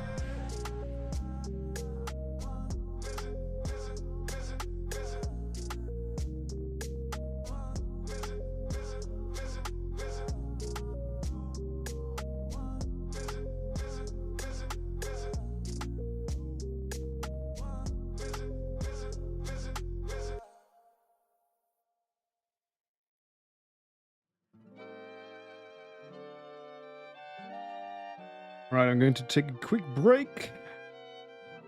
Getting something to drink, and then for the rest of the stream I will go into get into the shading part, just to cover that part of the process as well. Usually I would just go ahead and color, but I think in this case it makes sense to see what it looks like with shadows, and to try a couple things, and to probably make a little adjustments here and there on the color palette, depending on how the shadows work out. Yeah, but I'll take a look into that after a break. See you in a minute.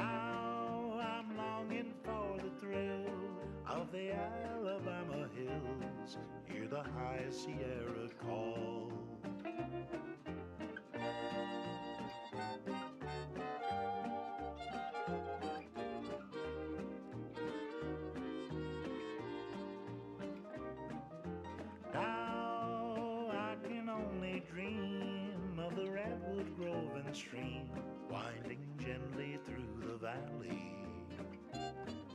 See the golden eagle fly to the granite in the sky from the meadow far below.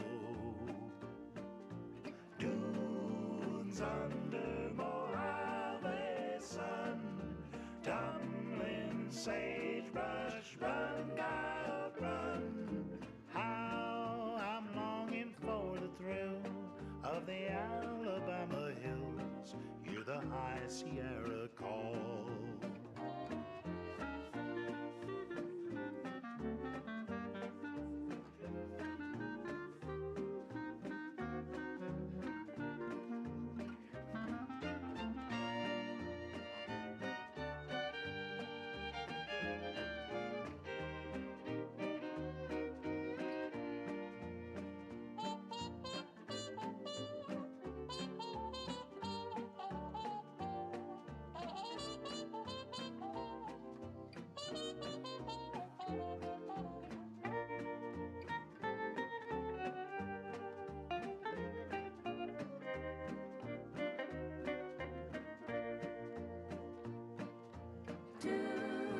Dunes under Mojave sun, tumbling sagebrush, run, coyote, run.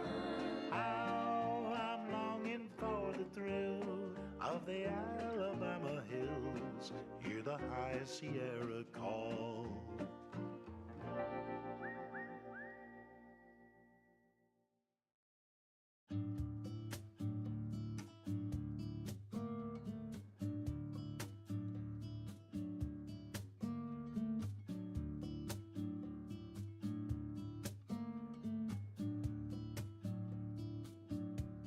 I don't mind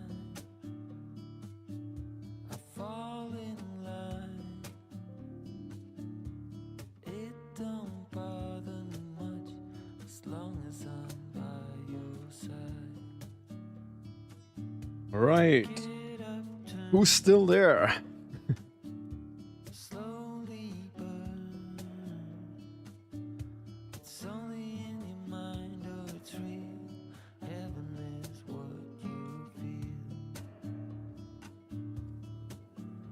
Still, we could be alright.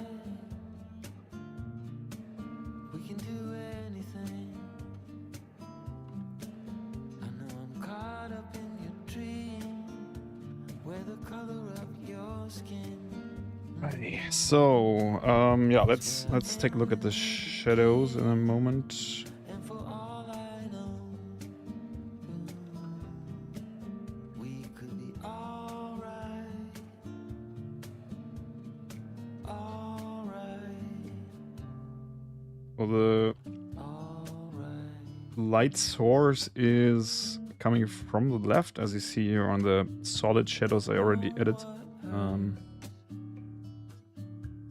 need for words. So from In a blink of maybe from here, let it go.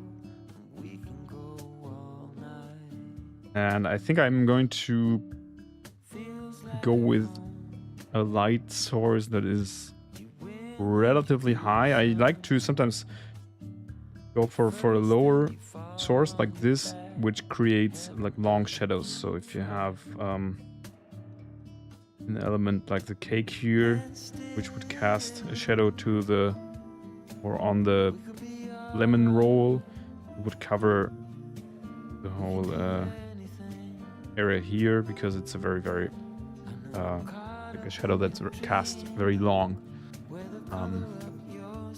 Because the deeper the source is, the longer the shadows, of course. And as we have a composition that contains like lots of elements in a small space, so it's very crowded and crammed in here. A lower light source would mean that we have lots of things covered in shadow as well, which I think isn't ideal here. So I want to try using a higher angle. So for example, the cake only casts its shadow like until this area here. And we have the macaron, which is probably this part is in shadow, and it's not looking like this, but rather like so we have more surface staying in the light. Usually I'm really lazy with shadows, so I usually only use one main light source, like one sun, one universal sun. It just works for me. It's kind of gives kind of this cell shading look to my artworks. And then, if needed, I can add some smaller light sources. But in this case here, I think that's not going to be needed. Yeah, and having the light coming in from the left obviously makes more sense, because it leaves the face and the front of the character in the light. So, and also this beautiful lemon biscuit roll. So that's much better.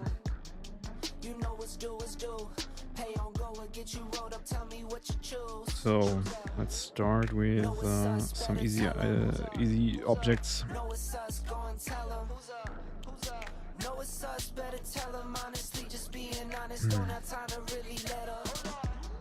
If nothing's broke, I break it. I do me no chaser, and I make a move, you chase it. I like my drink, no chaser. Then I feel like I'm skating. Go Tony. Strawberries are, I mean, these if it's seeds or nuts or whatever, I don't know. These things here are really interesting and special, because not just objects on the surface of the strawberry, of course, but it's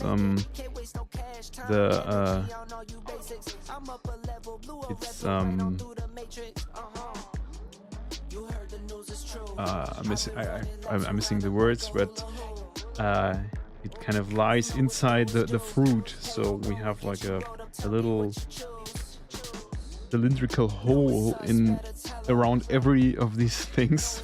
Which we'll see. I know that lots of artists who don't have a super detailed style like mine just draw strawberries, like they just add like little spots, but I want to give it a little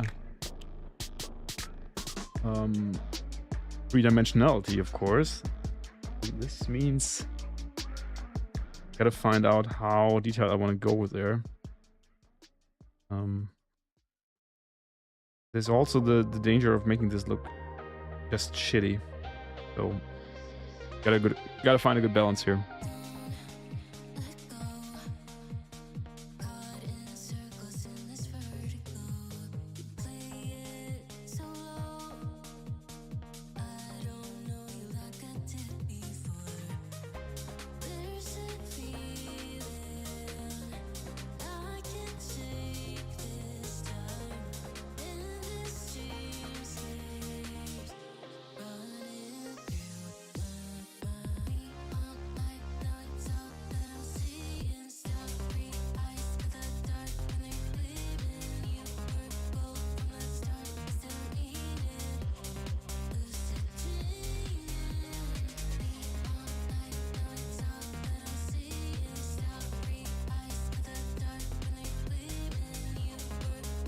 Shadow color is not final.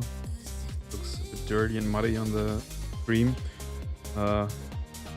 Probably going to use different colors for the shadow depending on where it's cast on or what object it's cast on, because the cream is such a bright surface is definitely a bit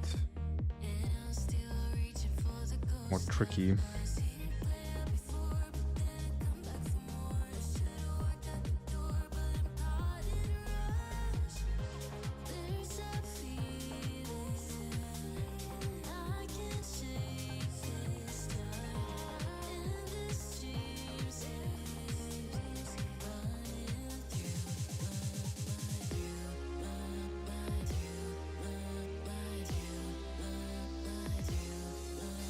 Yes.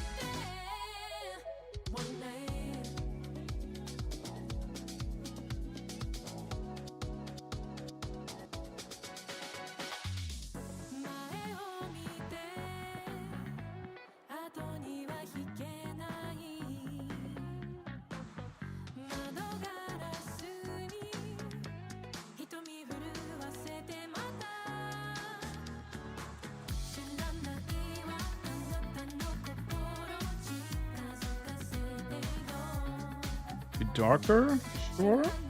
Like this, maybe. Or even setting a contrast with a little cooler shadows like this would be a really nice touch.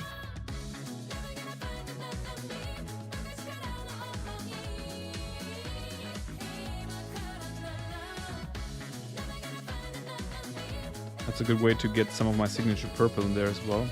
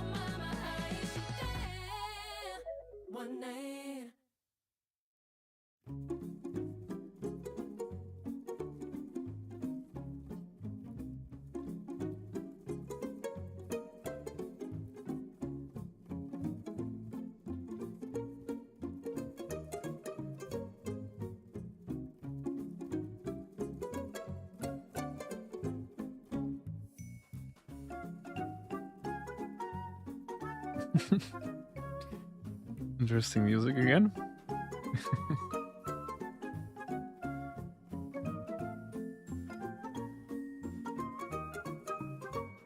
So far I found the new releases playlist with random music surprisingly alright though. It sounds like a intro to some kids show or something.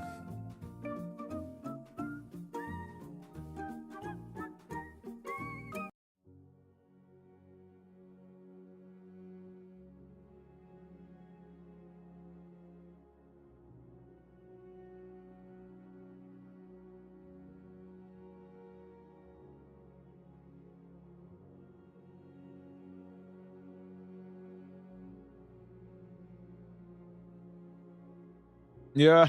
Because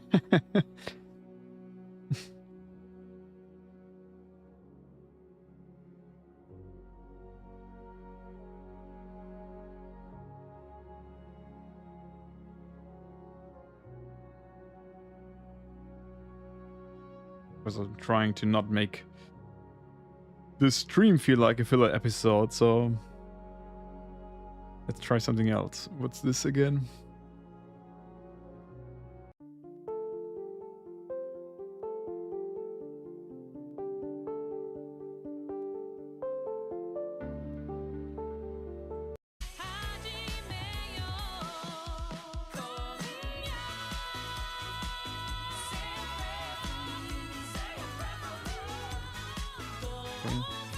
Epidemic sound sometimes is a bit weird.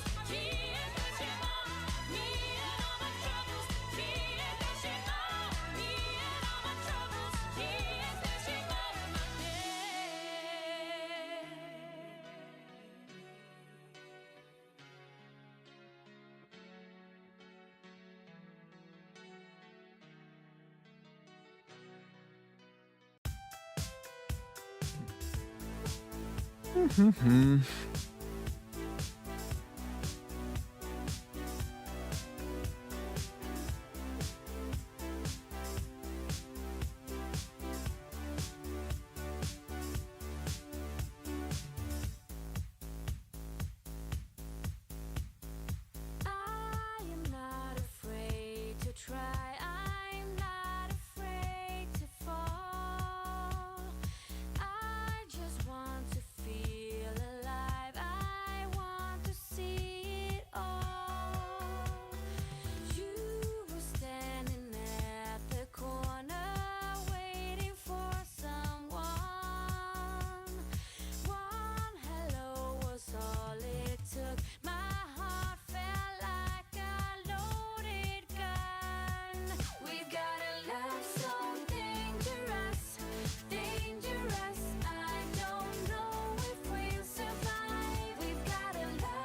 Hey, edited. Thank you very much. Is that a real username or is it a placeholder?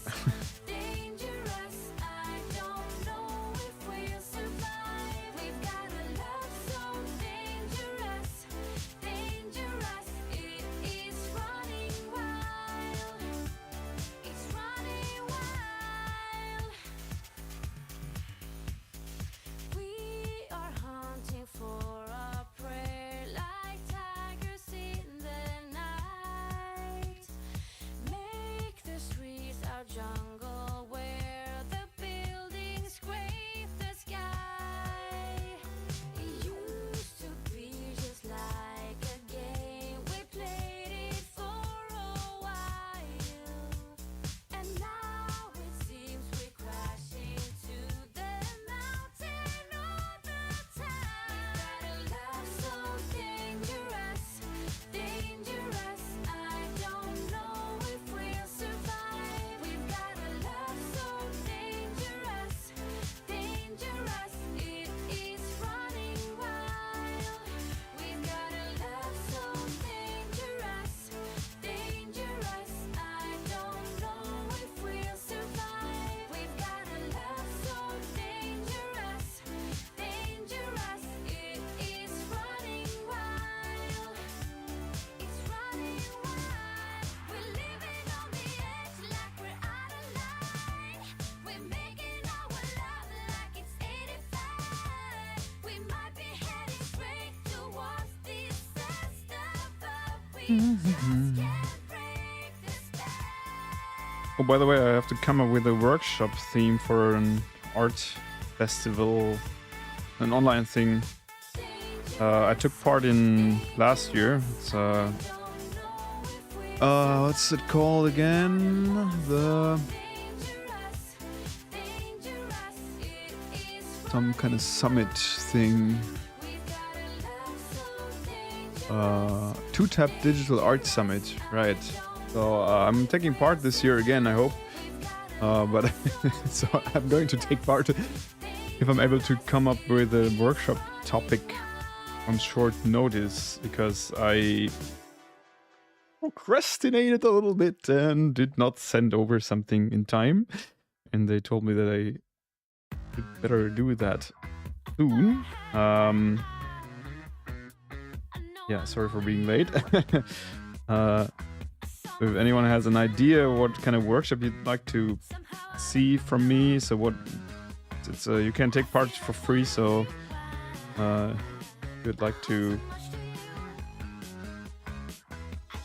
talk and show something specific, please let me know. Last time I did a workshop on isometric art, my favorite topic. Honestly, also a very easy topic for me, because it feels very easy for me to talk about and show how I make isometric art. Yeah, this year it has to be something different, of course.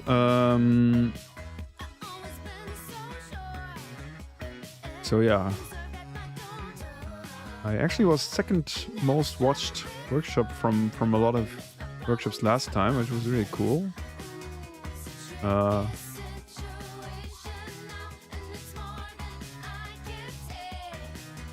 Yeah, no, that was nice. Yeah, maybe, I mean, good fit for today's stream would be talking about color palettes, but I'm not sure. That's I mean, of course, color palettes are always interesting and great, but I'm thinking also probably about talking about art styles, finding your art style, stuff like that could be nice.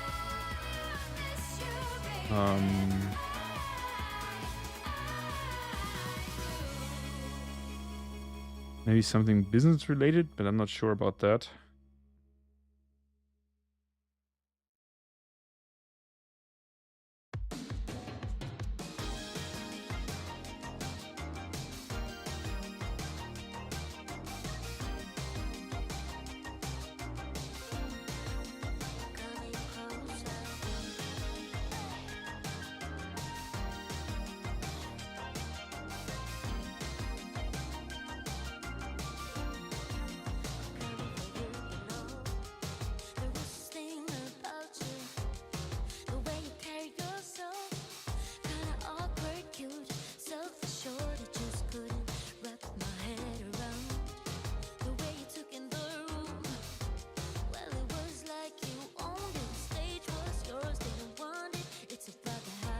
It looks like the crowdsourcing is not working out.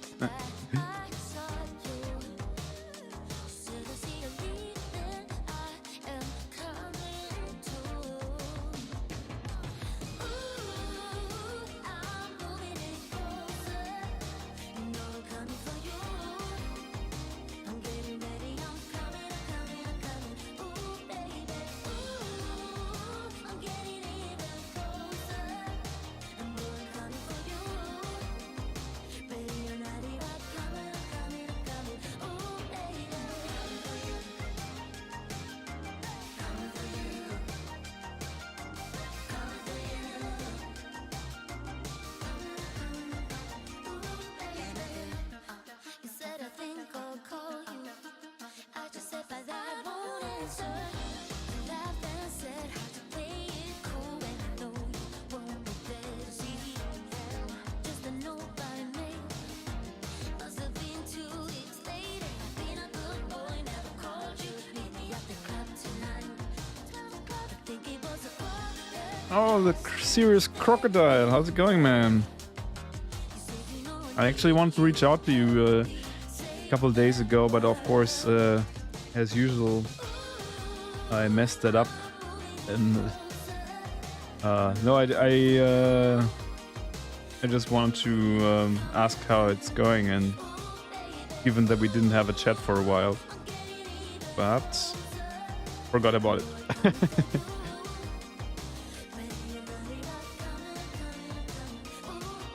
So how is it going? I hope everything's fine.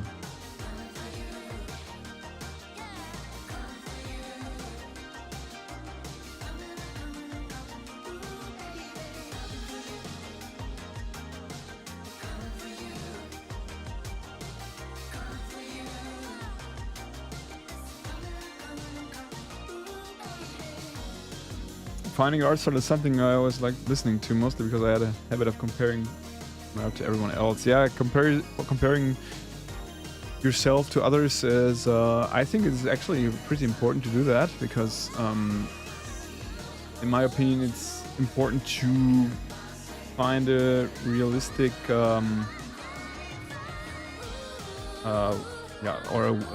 find a way to realistically categorize yourself, both regarding your style, but also your level of skill. So I think it's very good to be able to realistically say where you're standing, because I sometimes see people who are honestly not quite there with their style development, but they kind of think they should be booked for well-paid and high-profile commercial work. And sometimes there's artists who are the opposite, who are way better than they think, and yeah, it's, I think for that reason comparing yourself is something you should do, but in a certain way, and not in the way of, oh, I am the worst artist ever, everyone is better than me, I'm never going to reach that level, etc. So yeah, I mean, the topic is definitely, there's lots of like food for a workshop for sure. I'm not sure if it's like practical enough. I have to talk to the team there if this is too meta, or if they want to have something really hands-on.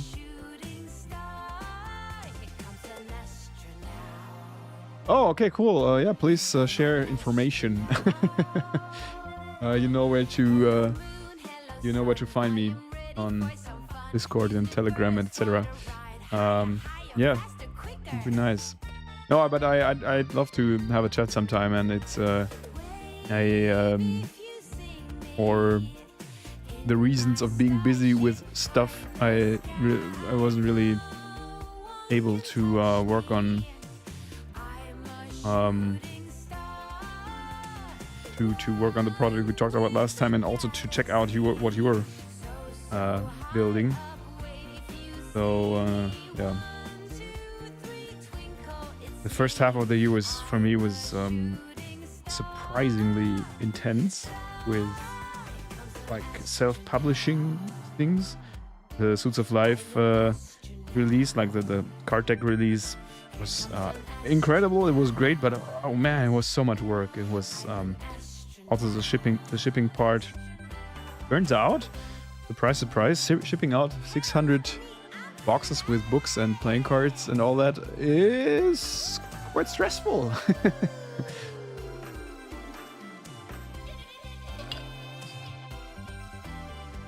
Yeah, I mean, you're a good. I hope you don't take this the wrong way. I don't think you do, but you're in a classic way. You're definitely not a crazy skilled artist. Like you don't have like a style that builds on realistic anatomy. You don't do like super complex backgrounds and environments. And your workflow is very simple, but your the way you're turning this into a unique way of communicating and add a whole like own visual language is just incredible. So, and I mean, this is obviously more important than technical skills, etc. And you're a perfect example for this thesis. perfect argument. So yeah, I wouldn't say you're the worst artist ever, because not only technical skills make a good artist, but you're definitely not working with like what others might consider classic skills. So yeah, and you're innovative as well. So you're very like you're the innovative part of your mind, and your artist persona is also very strong. No, I'm trying to be polite. Nah, I'm not trying to be polite. I'm trying to be to give you a realistic categorization of your craft. It's not, if I would just wanted to be polite, I would just tell you, hey, you're so good, keep up what you're doing, I love your work. This is just polite, but no, I mean it's even though I gotta say, I mean, you're not really doing this kind of detailed drawing stuff anymore, right? But couple of years back. So, for example, the work you sent for my good old, rest in peace, my good old critique club. That was, from a technical standpoint, it was also, I think, really good. So, it's not even true what I just said. You just didn't really pursue that kind of style so much. Or maybe you do, but you're not sharing it as much. I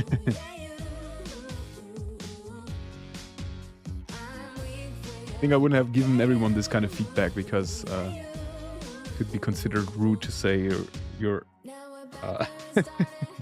you're really not such a good artist.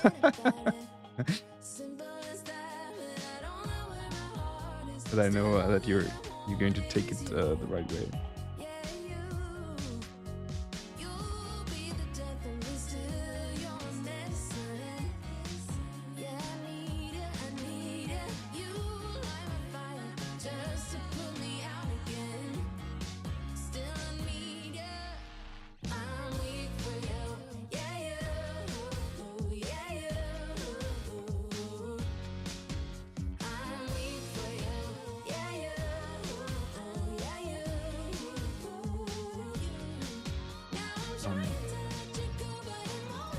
For the cream, let's try more.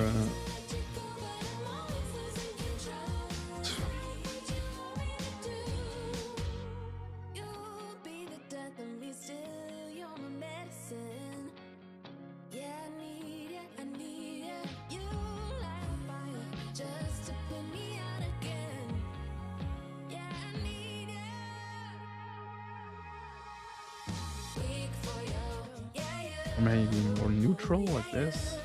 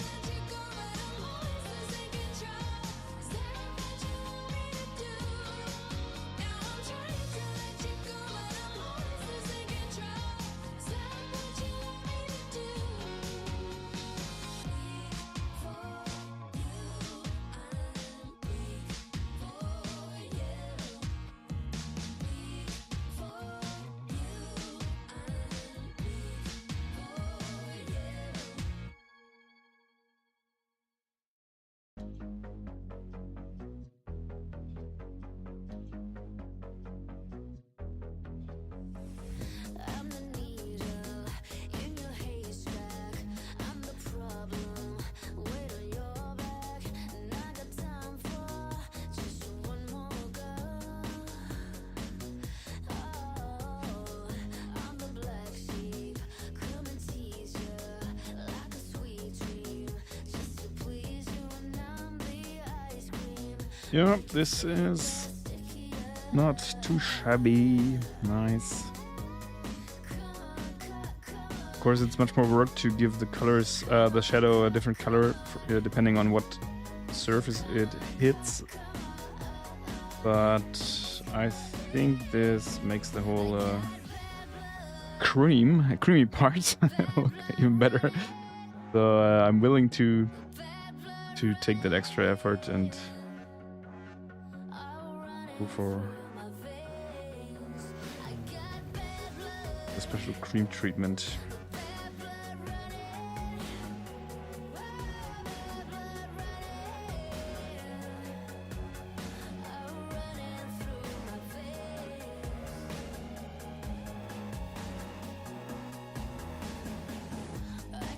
Yeah, losing focus is. I mean, I recently sat down and I checked out what, like, the year is half through now, almost exactly. And I took a look at all the art I made this year, and the commission business is like absolutely shit. It's kind of dead for me since. Yeah, since 1.5 years almost. I mean, there's stuff coming in, small work, but there's like a big contract being cancelled by a publisher. There's offers I write, like, and being ghosted by clients, by potential clients, etc. So all this stuff is happening, and instead of doing more personal art, I had to take care of like my income and go to like conventions to try and sell my stuff there and build projects like the Tarot Art Club. That gives me a bit of a stable income, at least like one stream of multiples I want to build or I'm working with. And in the end, art is what I make, right? So I am an illustrator, an artist. I wanted to see how much art I actually made this year. And it was really not much. So the amount of art I made this year was, I don't know, probably, I would say not more than 15 to 20% of the time I spent on my freelancing and my spent working this year, right? It is crazy. I mean, it's like the core of what I do, and I actually spent so little time with it, and it's also sad because I don't want it to be like that, because I enjoy making art the most out of all the things I have to do for my business, and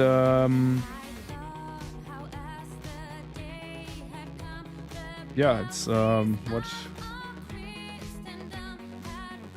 I was talking about focus, right? Nice. So, and yeah, talking about losing focus, it's I mean, I am trying to take the steps that are needed to still make this sustainable and to live from it. But sometimes it's so difficult to keep the focus on your core of your freelance work, and yeah, it's crazy. But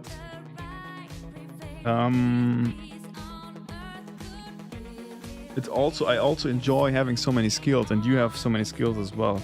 So I also really, I'm so glad that I, in my career, had different stations, like where I learned graphic design, where I learned to lay out and make a book, where I learned to produce videos and all that kind of stuff. So I gotta say, it's from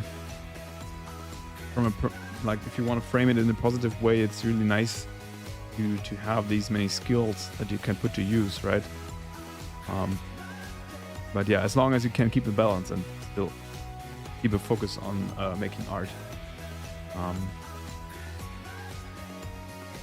Yeah, that isn't always possible, but if it's like a too long of a period where you do not make art, you have to think about changing a couple of things, of course, if possible. Because on the long run, I'm not making enough art. It's not gonna work. I have to have some kind of output, even for like mental reasons, because I want to make art. Yeah, the market is a mess. I know like a handful of artists who are still doing fine, but in total, it's crazy. Like, I gotta say, I am a bit hampered when it comes to acquisitions and cold calls, etc., because I didn't have to do this for a long time. So for many years, I did not make a single cold call because the work just came to me. But I mean, I even have an agent, right? And I don't think the agent called me a single time this year. Maybe once, but then the offer was like too high or whatever. I don't know. But if they called me this year, then not more than once. It's I don't know. It's, I'm not desperate enough to actually call them and tell them, hey, what's going on there? Why is there no new work coming in? But if they had any work for me, they would reach out, right? It's their business. But they don't. So apparently there is no relevant work. I don't know where this leads to. I'm glad I was able to pivot into becoming a convention artist this quickly as well, because I kind of built this in a very short time. But I don't know where this is all going, man. Really crazy. I would feel like a fraud. I'd recommend anyone to take a professional artist route at the moment. Couldn't do this. Yeah, I wouldn't do that right now.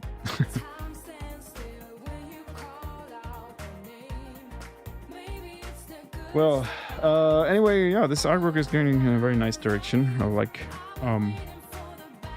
it. like the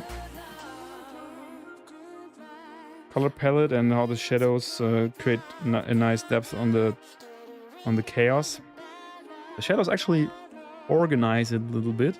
I feel like they bring a bit of structure, but not too much. It's still looking chaotic, which is good. That's the way I want it to be. I'm